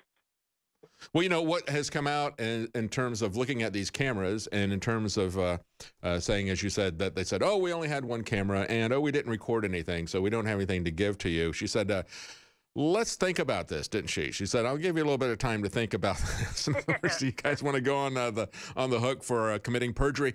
But the other thing that came out of this was the acknowledgement that there were snipers, and I know that there were snipers. When I was there, I had individuals, and unfortunately, we were going to try to set the thing up and take pictures of it with the camera, but we got called away because we had to do an interview. We were doing live reports from there, and we had to get back to where we could actually get a signal to do the interview. But I had a guy say, hey, come over here. I've got you can see the snipers out there right now with my my binoculars. Maybe we can get something that can be seen on a camera to record this. So I knew that that was happening there. And they're denying that there were any snipers. But why is that important? It's important because it shows that there was a threat against these people, at least a perceived threat. And that would be the basis for people to come and to support them, which is exactly what was going on. Absolutely. The government has alleged that Mr. Bundy called people to his home under a bunch of lies. Yes. And trying to create a revolution or whatever. He was saying, hey, look, we even wrote articles at the beginning of the week, got picked up by Drudge. Is this going to become another Waco situation? Let's make sure that this doesn't happen. Let's go find out what's going on. That was the basis of us going out there and taking a look at it. It's the basis of Fox News and others who went out there from CNN and MSNBC. They went out there and reported on this stuff because they thought it was going to turn into a violent confrontation. Absolutely. And it's all coming true. That people are starting to wake up and see that the government is the ones who are lying. Yeah, the government were the ones who were acting aggressively. Nobody was pointing guns at the government. It was the government who was pointing guns at people. It was the government who was making threats. It was the government who was getting aggressive with people. We saw this over and over again. Absolutely. They started everything. They continued the problem. And then Daniel Bogdan told Dan Love to shut it down because he wants to prosecute everybody. And that's the reason that they left. And, of course, Dan Love, the one who shall not be named, this guy who's disgraced and dismissed because of criminal activity that he committed. He was the special agent in charge, given or taking dictatorial powers, but he is now redacted. No information can be said. Nothing can be said about this guy. He cannot be mentioned. And as you just pointed out, it was the deputy, it was an attorney general, and I'm not sure exactly what his office was. Department of Justice had shut this down. The U.S. attorney for Nevada. Okay, all right. And he shut this down, saying, let's let this go. We'll come back at them in court. Yes, absolutely. That's exactly what he did. And he was removed by Trump during the big... oh, he was? Good. Yeah, he was one of those. And Stephen Myrie is now the acting U.S. attorney. He's the one prosecuting this case. Well, you know, what I would like to see President Trump do And we have mentioned this several times. I know Roger Stone has. He has the ear of President Trump from time to time. And Roger Stone and all of us here would like to see justice done. We would like to see a pardon for the Bundy family and for anybody who was accused of going there to stand as essentially a group to stand around them and stand with them to make sure that the government that was using snipers and had snipers pointed all around that area had been attacking people, to make sure that the government didn't get violent against people. That's why everyone was there. Thank you so much for joining us, Sherry Duvally. Stay with us, folks. So we're going to have another guest coming up in the next hour. Lee Stranahan is going to talk about the moves against RT, forcing them to register as foreign agents here in the United States. What is going on with that? Of course, I'm sure he'll have something to say about Judge Roy Moore and the scandal that has erupted. I'm David Knight. We'll be right back. Welcome back. I've got a couple of clips here. We just talked to Sherry Duvally with RedoubtNews.com. She's been covering the Bundy trial in great detail. She's got a couple of articles that you'd be interested in reading. Government recording privileged phone calls with attorneys. It's not just the Bundys. It's not just Paul Manafort. It's not just President Trump and others. This is a pattern of behavior that stretches across our government. We have now a lawless government. As I pointed out yesterday when we were talking to Ty Clevenger, the individual who is trying to at least get Hillary Clinton and Comey disbarred. Comey for lying under oath, Hillary Clinton for destruction of evidence and violation of national security protocols. And they at least disbar them. And he's trying to get information from them. But what he said was, we have now a radicalized subjectivity. Do they want to follow the laws? No. I mean, you could call it lawless corruption. You could call it radicalized subjectivity. Yes, the subjectivity comes in when the courts make their decisions and shut down laws. But for the most part, what we're seeing here is just lawless corruption within the Justice Department. That's what we're seeing here in the Bundy trial. I've got a couple of clips here from Jason Goodman. He sent this to us, and he was talking to the lawyer for the Bundys after this trial. This underscores some of the stuff we were just talking to Sherry Duvally about from Readout News. I want you to hear what he said about today we learned there were snipers. Here's the first part of this. So today or yesterday for the first time, we learned that in fact there were FBI snipers surrounding the ranch, that were surveilling the ranch, and there were cameras that were located around the residence. Crank up the audio a little bit. The fact that our clients were in fear for their own safety and reached out to other people to witness and to protest what they heard as a government overreach was in fact consistent with the facts of what actually happened. As far as what happened today, hang on a second. He's standing a little bit of a distance. We've got another clip here. It's a little bit closer. I'll stop this right now. What you heard him say, maybe, if you could hear that, was he said, today what we learned was that there really were snipers, that people were coming there because they were concerned about the safety of these individuals, that the government was getting aggressive with that. Now, I want to play the next clip for you where he says, don't you think it's not even credible that they say that there was a video camera there that's now come out, as Sherry was talking about, that came out in court that, yes, they not only did they have snipers there, but they had surveillance cameras all around the place. But of course, even though they were trying to get something on the Bundys or the people who were there, and they didn't because they weren't doing anything criminal, you have a right to peacefully assemble. You have a right to stand with other individuals when you think that the government is going to get aggressive and start to harm people, and we'd already seen them do that. It's basically what we saw in Catalonia. Farmers showed up with their tractors and said, we're not going to let these jackbooted thugs from Madrid come down here and shut down the election. So we're going to stand together. And people did stand together. They did it peacefully. And what was happening, what I saw, in spite of the spin of the government, I saw people peacefully standing with the Bundys and refusing to back down and to say that, well, shoot us if you want to shoot us. They didn't pull their guns out of the holster of the people that I was standing with. They basically walked to the wall as the government was threatening to shoot people over this situation. But here's this other clip where he's talking about the video camera that was there, they now admit, but now say that no recordings exist. Here's that clip. Don't you find it slightly less than credible that in 2014 a video camera is not going to be recorded, that it's just sending images into the abyss? You know, so this is the lawyer for the Bundy speaking. Normal jury instructions that jurors receive are you're supposed to use your common sense. And the judge yesterday basically said, you know what, it just doesn't seem reasonable or logical to me that the government would spend so much time and effort and then not record it. And so that's why we had the hearing today. I mean, ironically, the attorney, the U.S. attorney stood up and said, no, we didn't record it. and not that I'm not aware of anybody taking notes. I mean, does that seem consistent with the facts? I mean, well, what she did say is she says, well, I'm going to have to take your word at it for right now, but I'm ordering you to disclose any evidence that you have of any type of recording or any type of notes or any type of information that would lead to additional discovery regarding that. Again, the judge, who is very biased against the defendants, even she said, I'm going to give you a little bit of time to think about this, whether you want to get involved in perjury and obstruction of justice. Stay with us. We'll be right back. I'm David Knight. Welcome back. I'm David Knight. In the next segment, we're going to be talking to Lee Stranahan. I'm sure he's going to want to talk about what happened with RT.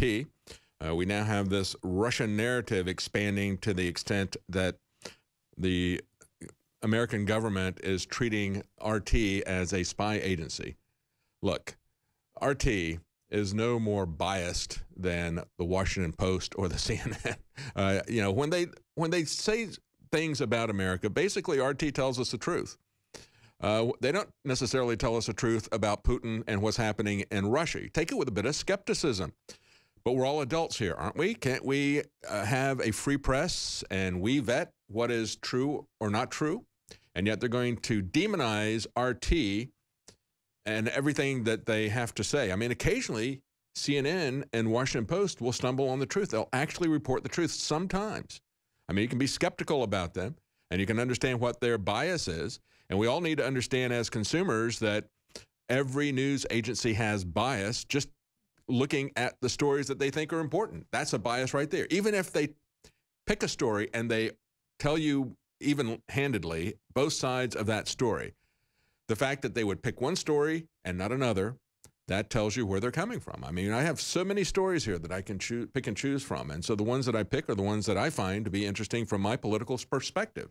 And I'll tell you why I think it is interesting, and I'll try to expose the bias of other people as well. But you understand, and you should understand, that I have a bias. I'm not ashamed of it. I look at the news and I tell you what I think about that news. The people that you need to be afraid of are the ones who tell you that they don't have a bias. They're lying to you or they're fools. And so that's the basis on which we ought to do the freedom of the press here in America. But I find what's happened with RT to be setting a very dangerous precedent. And I'm sure that Lee is going to want to talk about that and other issues as well. He'll be joining us in the next segment. Before we get back to the news, I just want to remind you of some of the specials that we still have in place after our 34-hour broadcast celebrating the American birth and renaissance as expressed in the election of President Trump and the agenda that he represented. We've got a lot of products, some of our most popular products on 50% off sale along with free shipping. Let me give you a list of some of those. We've got Super Male Vitality, Super Female Vitality, both of those, 50% off and free shipping. We have Biome Defense, our probiotic formula. That is now 50% off with free shipping. All apparel, all T-shirts, caps, that sort of thing. All of that is now 50% off with free shipping. We have Vitamin Mineral Fusion Drink Mix. That is a great way to take your baseline vitamins and minerals without having to swallow a lot of pills. Great tasting. And, of course, being a drink mix, you can make it taste like anything you want. That is now 50% off with free shipping, Vitamin Mineral Fusion Drink Mix.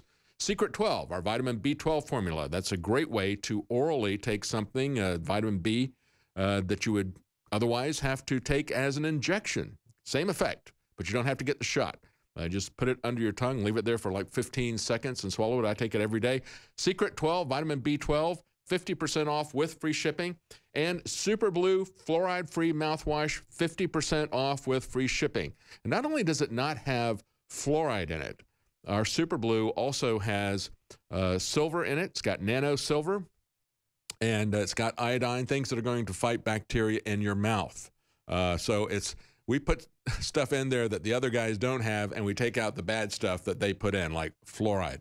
Finally, we have DNA Force that's now back in stock, 25% off with free shipping.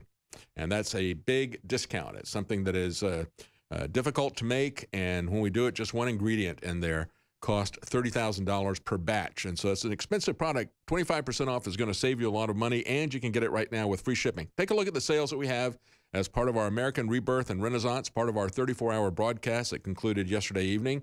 That's still there. Free shipping on many products, and most of them 50% off.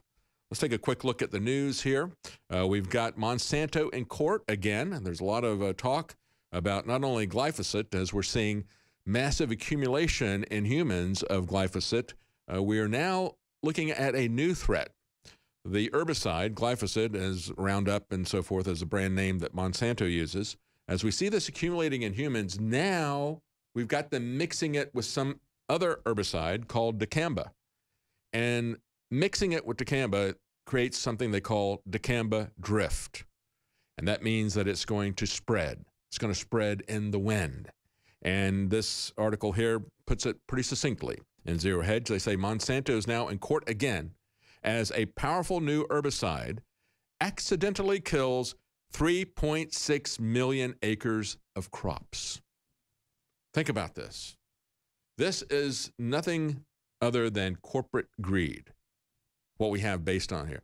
Because what they want to do is they want to make sure they've got this pesticide, glyphosate, and it is such an intensive herbicide that you can't grow crops unless you buy their genetically modified crops that can withstand this poison. So they're poisoning the soil. And what we've seen happen in India, they would come in and say, hey, we got this great idea. We'll sell you some crops and we'll sell you an herbicide. The herbicide will get rid of all the weeds, and we have genetically modified our crops, our Monsanto crops, so that they won't be affected by this poison. And then they start charging them extremely expensive prices for the seed because they have the seed as patented, so these people can't make their own seed. They have to buy it again from Monsanto every year. And they started going into debt, and then they said, well, I want to get out of this merry-go-round. And guess what? They can't, because now their soil is thoroughly poisoned. They can't grow anything else because of the glyphosates that are permeating the soil there.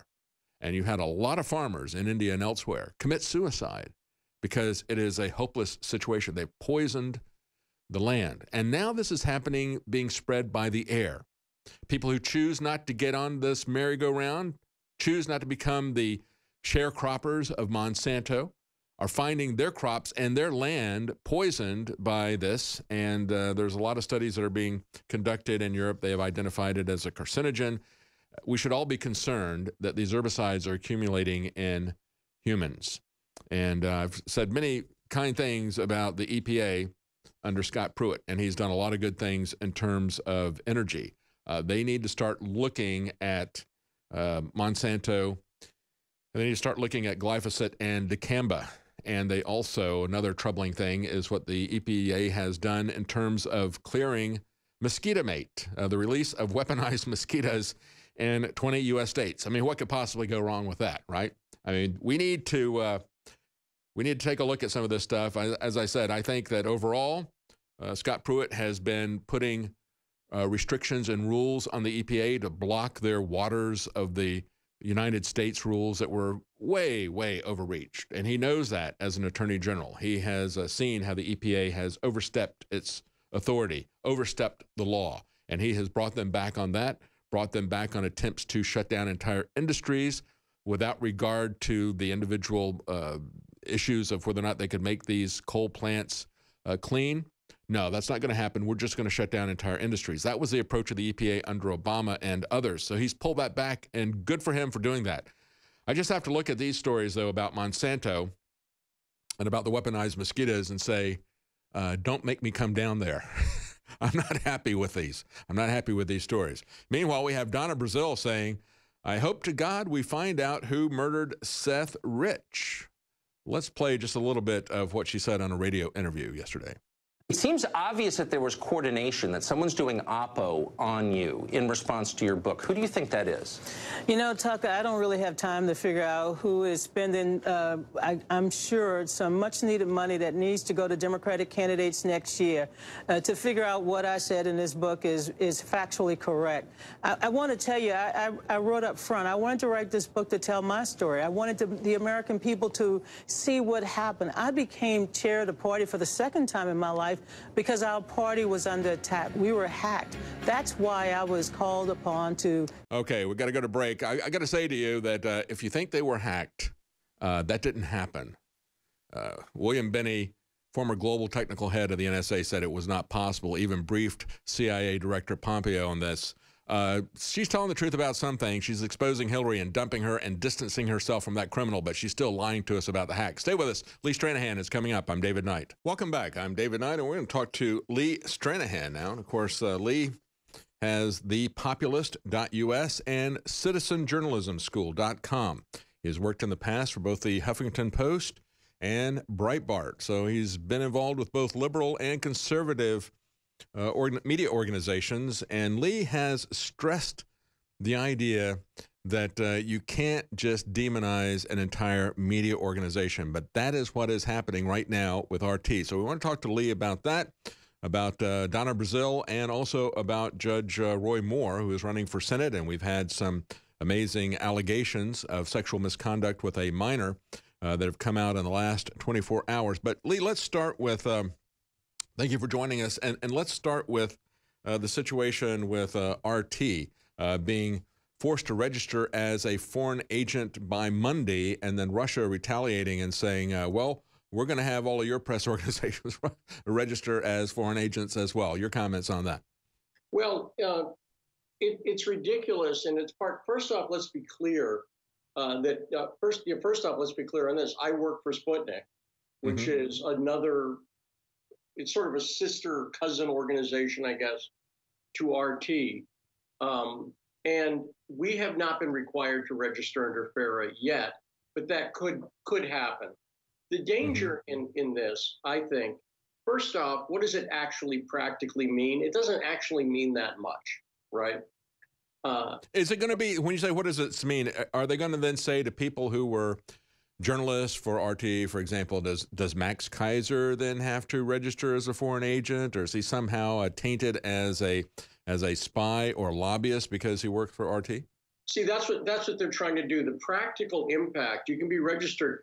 For instance, I believe NHK, the Japanese network, I believe the people there have to be registered as a foreign agent, okay? So what they want to do with this, though, and remember who's on RT right now. Larry King, Jesse Ventura. These are people who, Ed Schultz, who used to be on MSNBC, okay? So what they want to do is, this is part of a general smear campaign against Russia broadly. And by the way, I don't like communism. And so the time to smear Russia would have been about 30 years ago. But I really don't remember these same people doing that much then, right? And so since Russia is now no longer communist, and also, by the way, no longer atheist, that's another big deal. And that's a big part of their political landscape there is Eastern Orthodox Church. That's been part of the move. You know, you can't take away a belief system and not replace it with something else. And that's one of the first things the communists did, was to take away the Eastern Orthodox Church, which was the cultural foundation of that country. So now they have put that back in there as their foundation rather than Leninism. And by the way, it's also part of what links Russia to, you know, I've talked before, I went to Lebanon in 2013, and I went to church over there, and it's Orthodox. And if you've never been to an Orthodox Sunday church service, it's different. You know, it's very different. They're very serious about the religion over there in a way that's just different than the way most people worship. It's different than the church I go to here in D.C. or the mega church I went to in Texas, right? And I'm not saying better or worse. I'm just saying different, right? And they're Christians as well, clearly. But the Orthodox Church, that's what they do in the Middle East. And that's why Russia has been on the correct side of the Syrian conflict, which is defending the Christians over there. This is very important to know. While people like Hillary Clinton and John McCain were backing the Muslim terrorists who were not just killing Christians, but literally trying to wipe Christianity out. The reason they went after... And we see that happening in the places that we have occupied, in Afghanistan and Iraq. After the U.S. occupation, they basically wiped out Christianity in those areas. And literally what they're trying to do is, they don't like Christianity, the Sunni fundamentalist terrorists. ISIS now, right? But it was Ansar al-Sharia, al-Nusra, all of these groups, Al-Shabaab, all of these groups, Al-Qaeda. It's the same reason they don't like Shia Islam, right? It's the same reason they don't like Buddhism. They just want to wipe out everything that's not their interpretation of Islam. And that's right. Everybody needs to understand that just like they want to kill, any infidel, which, as you point out, be Christians, it'd be Buddhists, Hindus, whatever. They also consider other Muslim sects to be infidels as well. And Bashar al-Assad's an Alawite Muslim. He's a Shia Muslim. A lot of what's going on there is this Sunni-Shia conflict, frankly. And so this is part of demonizing Russia. If they can say, oh, we'll ignore Jesse Ventura because he's a foreign agent. That's why they'll say it in every news story. Whoever. Larry King, who is required to file as a federal as a foreign agent under the FARA Act. That's what they'll say, right? That's why they want to do it. Because what they want to do is they want to discredit it. It's exactly the same thing that perhaps you've seen InfoWars subjected to for years now, right? Oh, yeah. And what they're doing is, we just had this last week. We had a congressional hearing where the guy's talking to the executive from Twitter and saying, I saw an InfoWars story that was trending on this particular topic. And we were just quoting what somebody had tweeted out. An imam who was criticizing de Blasio, who was running for mayor. He says, what did you do? Well, we took that down. Well, why did it take you so long to take that down? And they have already admitted that when information came out about the DNC leaks, that out of the 500,000 or so tweets on hashtag DNC leak, that they deleted 48% of those, made sure that those didn't go any further because they didn't want people looking at what was actually leaked. They wanted people distracted to look at the Russians, and Twitter cooperated with that. So, the attacking of RT and forcing them to register, that's going to go to anybody that is considered to be an enemy of the establishment. We all know where this is headed. That's exactly right. And again, not just saying this because I'm on, to your credit and to InfoWars credit, you guys have been talking about this. I have former colleagues of mine at Breitbart that are like, well, we can't talk to you because you work for Sputnik. Really? They would never have me on the air. They would never have me on the air. Not in a million years. And the problem, David, as you know, is if you give in to that fear, they win, right? Yes. Yeah. They might as well have censored it. It's not because of me. It's not because of a view I've said. It's not because of an opinion that I have that's controversial or a fact I got wrong. They want to smear the entire outlet. And that's why whenever I see people say, well, I don't listen to the New York Times, or I don't listen to CNN, or I'm always like, stop doing that. You're giving into exactly the same fallacy that is used against us. Exactly. To have blinders on and to say, I rule out everything from that particular source. I mean, we fight against that all the time. People say, oh, that's InfoWars. I don't ever listen to InfoWars. Well, you should. And you should question what we say, and you should question whoever it is that you're listening to and see who's right on individual issues. I'm David Knight. We're talking to Lee Stranahan. We're going to be right back. Stay with us. Welcome back. We're talking to Lee Stranahan.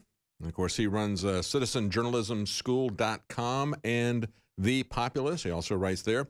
He's also a contributor at Sputnik. And as we see the demonization of individual media outlets, RT, InfoWars, and others, it's a very troubling thing to see happening here, because we want to see an open, free, competitive market. And of course, Lee has written for the liberal Huffington Post, the conservative Breitbart News in the past. He has many times made the argument, listen to this story, use your mind, examine the facts here. Don't just believe this because this outlet over here says it, or disbelieve it because it is said by a different outlet. We always need to be examining what is actually being said. And with that in mind, Lee, let's talk a little bit about what's going on now with Roy Moore, who is the Senate candidate, Republican candidate in Alabama to take Jeff Sessions' place. The story that came out of Washington Post, as we're talking about different outlets and whether or not they're credible or not, as I said earlier, I think we have a reasonable question to examine the Washington Post's motives as well as their truthfulness. I mean, they have endorsed the other candidate. They pushed a fake financial scandal. There was nothing to it in just the last couple of weeks. And now they have one individual that they allege a crime to, but they have 3 other individuals which, to me, it doesn't look like it rises to the level of a crime. I don't know. What do you think about these allegations here? Well, I think, first off, I've covered the first story I covered as a reporter about 10 years ago was the John Edwards story. And that's when I was writing for the Huffington Post. And I was a Democrat at that time.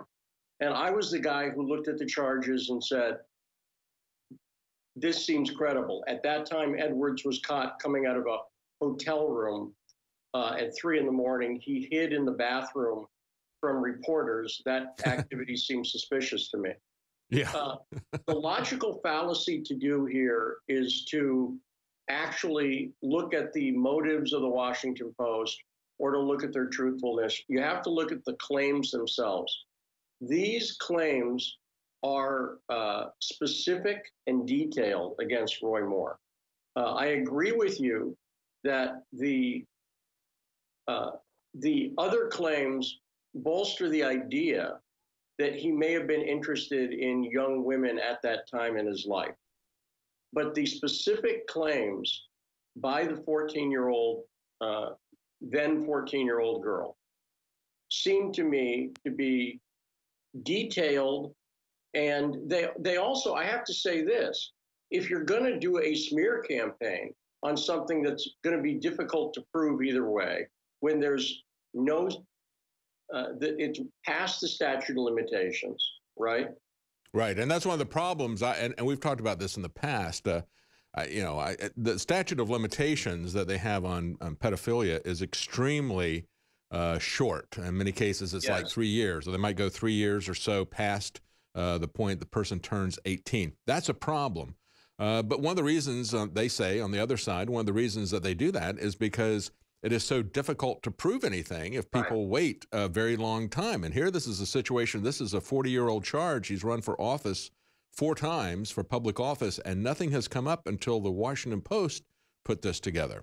And by the way, that also doesn't make any difference to me either. To me, that's another argument that you need to leave aside. Because I will tell you, in the case of John Edwards, for instance, there were other women and there were other accusations. And I found this out in the course of reporting that story. And by the way, those have never come out. The staffer who he was caught with, someone walked in on John Edwards and a staffer. Have you ever heard about that? No, right. And so what I'm saying is, if that were to come out now, it just did. But I mean, I've talked about it before. People could say, well, gee, why didn't that come up? And the answer is because it didn't, because it don't get reported. In a state like Alabama, there's reasons, this wasn't a national story before. There's a zillion reasons. But I think here's the issue, and this is the big issue to me. Roy Moore needs to do something more. And by the way, let me also explain how this is different than the Trump accusations. When I looked at the accusations against Trump, I took them seriously too, by which I mean I looked at them and I didn't weigh the accuser's motives. I looked at the accusation. So there's a woman who said she was in the first class section with Donald Trump, and for 20 minutes, he was feeling her breast. Now, I ran that by my wife. I said, if somebody was sitting next to you in first class, how many minutes could they feel you? Yeah. And it was a very small number. It was seconds. By the way, try this simple test at home. And and so to me, those weren't credible allegations. Does that make sense to me? Yes. And I think that one of the things that's at play here is that we look at what just happened with financial scandal that turned out to be a lie from Washington Post.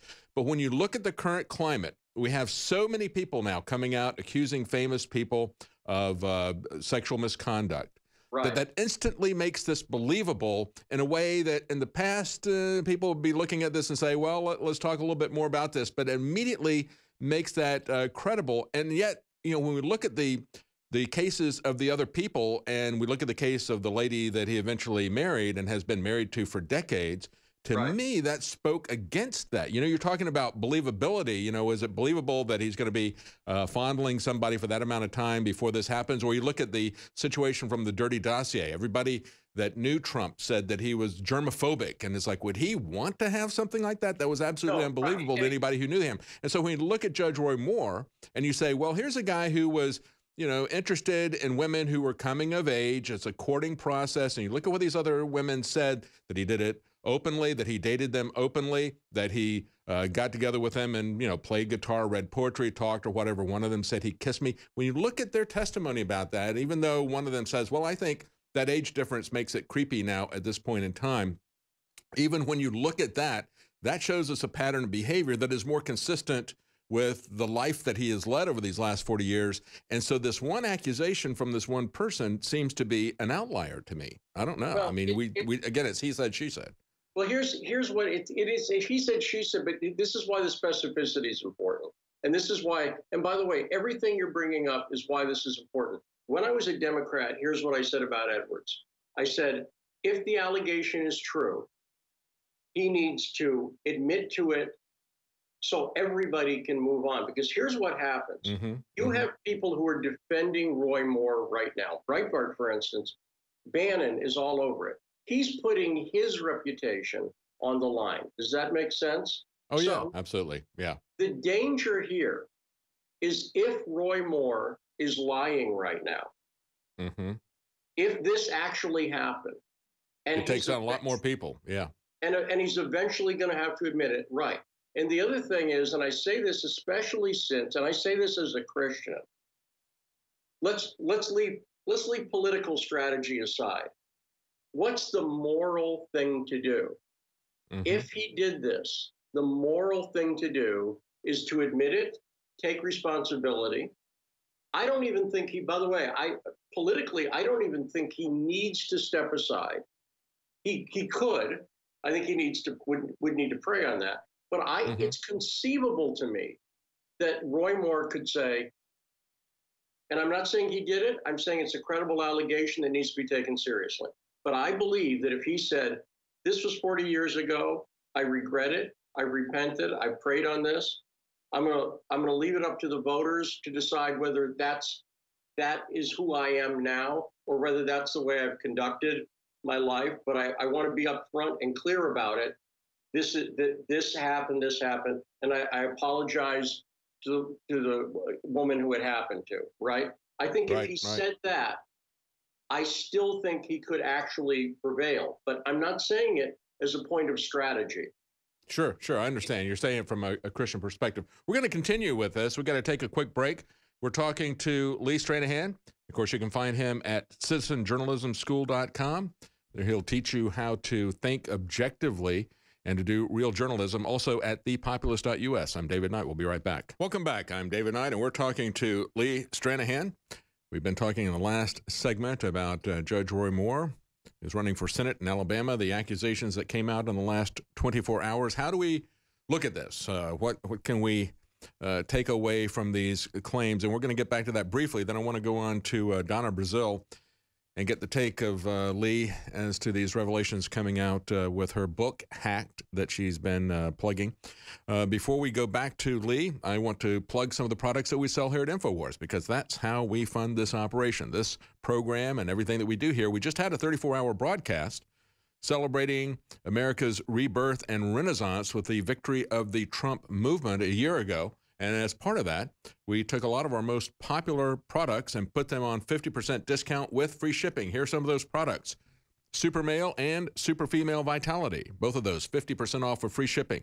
Biome Defense, our probiotic, as well as all apparel, all shirts, all caps, everything that we got, all apparel, and Biome Defense, 50% off with free shipping. Vitamin Mineral Fusion Drink Mix, a great way to take your vitamins and minerals without swallowing a lot of pills. That's 50% off with free shipping.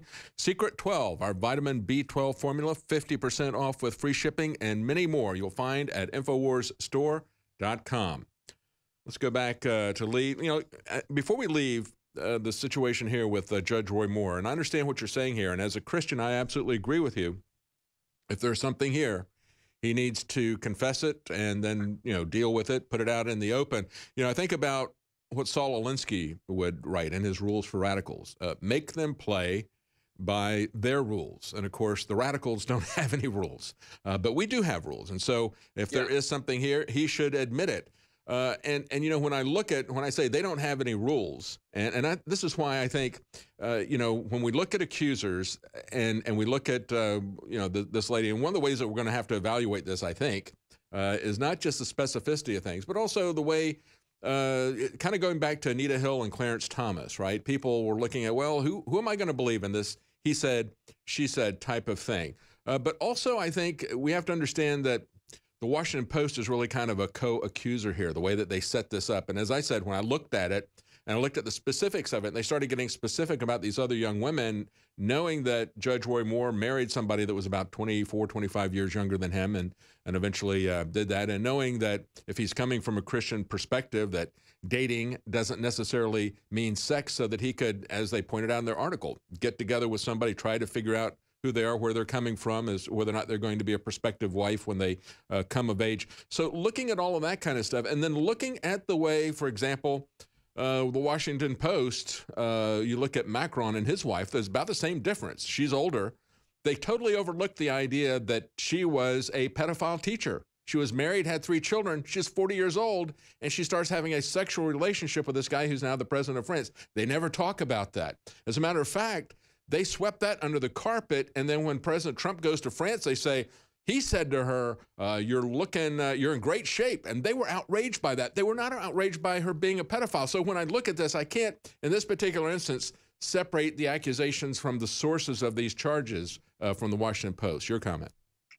Well, logically, you have to separate it, only in the sense that you have to look at the claims based on. So, for instance, the way to attack this factually would be if Moore could see, because there is a degree of specificity, for instance, about when they met, okay?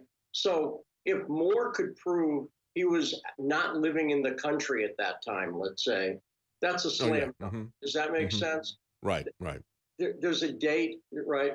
So when I looked at it, I can separate that out. Now, that being said, the way I handle something like the Macron thing is I, as a broadcaster and a journalist, I do what you did. I talk about it, right? So I make sure I bring up the way I handle double standards is A, I don't keep them, and B, when the mainstream media has one, I go, well, you have a double standard now. But to me, that moral high ground, you lose it when you do the same thing. When you have a double standard yourself, you have the same thing. And here's what I'm saying. Watch the next few days to see what Moore says. What I want to see, as somebody who supports him, I support Roy Moore. I want to see him answer factually. There are arguments that are factual that can be made. I dealt with this in the Anthony Weiner story. Listen to what they say. And I think it's really important, because I said this on Edwards, I said this on Weiner. You do your supporters a huge disservice. The worst thing you can do, in my opinion, is attack the accuser when you know that they're telling the truth. That's the worst thing you can do. The second thing you can do is stretch it out so you have people supporting you, because it makes people cynical about politics in general. It makes people feel like, I can't trust anybody. I'm willing to give Moore a day or two to get his act together, and I never take somebody's. Well, I understand, but I think when we look at this, even though she was specific about where they met and so forth, that doesn't necessarily mean that these other events happened. And it seems to me like in a situation like this, we still have the principle of innocent until proven guilty. And the burden of proof, and this is why there is a statute of limitations on pedophilia, because the burden of proof is on the accuser, and usually the accuser comes back so many years later. In this particular case, 40 years later, how do you prove the charges against somebody? And what do we do when somebody is accused of something? We immediately say, well, you're guilty unless you can prove that you're innocent. I mean, we've got John McCain saying, well, the level of these accusations is so heinous, he should just step aside. And it's like, well, wait a minute, these are still allegations. They're not proven, and he's still innocent until proven guilty. I don't agree with McCain at all. I don't agree with anybody who's saying it. The way I do it is I do, you know, here's what you do. You do it when you got a conflict between your kids, right? Where one person says this, the other person says that. You weigh both sides. So what I'm saying is, I've read Moore's denials. They don't do it for me yet. Right. There's no specificity in his denials. He's saying essentially, hey, this is 40 years old and I've run for office 4 times and so forth. That's right. And specifically, she said he took her to his house. Let me just stop right there. If he took her to his house, I believe everything else she says, correct? Mm-hmm. Because why would a 32-year-old man take a 14-year-old girl to his house in this case? So that's to me where I start to look at it. Now, what I would love to happen is my ex-colleagues at Breitbart to go, we're going to look into these accusations and do good reporting, and we're going to follow the facts where they'll lead us. I'm afraid they're not going to do that. Because in other words, could she be specific about what she saw in the house? Like we had in the case of Michael Aquino, who was the confessed satanic guy, and it was a pastor who was on the military base, the Presidio, and the little boy explained some unusual, recalled some unusual things about that house, and it's like, oh, he's been in there, and that means that these accusations he's saying carry some weight. We're almost out of time. We got a couple of minutes left. Let's talk about Donna Brazile. I mean, she's come out pretty hard against Hillary Clinton. I still don't believe some of the things she's saying in terms of the very title of her book is hacked. I have my, I seriously don't believe that they were hacked. As a matter of fact, we had 2 leaks that came out of the DNC internally just within the last week, one of them supporting her. But what are your comments on Donna Brazile? Well, this is another one of those cases. I got her book as soon as it came out because I wanted to see what she said.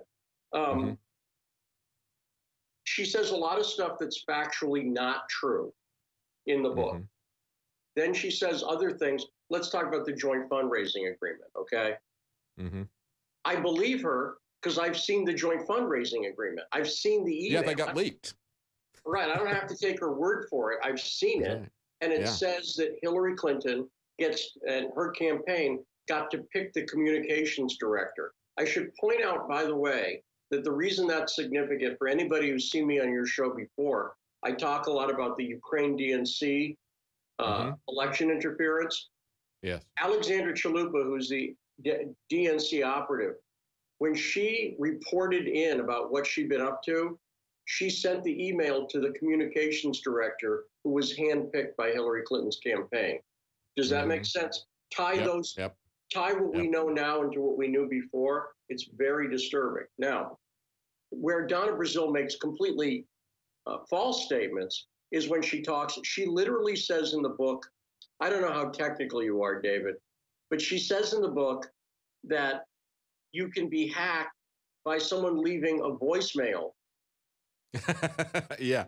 Well, we ran out of time, and this is the end of the show. But Lee, we're going to have to get you on next week and talk about Donna Brazile because there is a lot to talk about in that particular case. Thank you so much for joining us, Lee Stranahan. You can find him at citizenjournalismschool.com, also thepopulist.us. It's always a pleasure talking to you, Lee. Thanks. That's it for our show today. I'm David Knight. Thank you for joining us. Donald J. Trump is now president of the United States. Whenever you want to have a debate with a fake liberal that always resort to violence, we need to wake people up. What the aging process is when the cell replicates, we lose a little bit of our telomeres. Telomeres are the little cups on the end of our chromosomes. And when it runs out, you start dying. Secure your DNA force today at InfoWarsLife.com.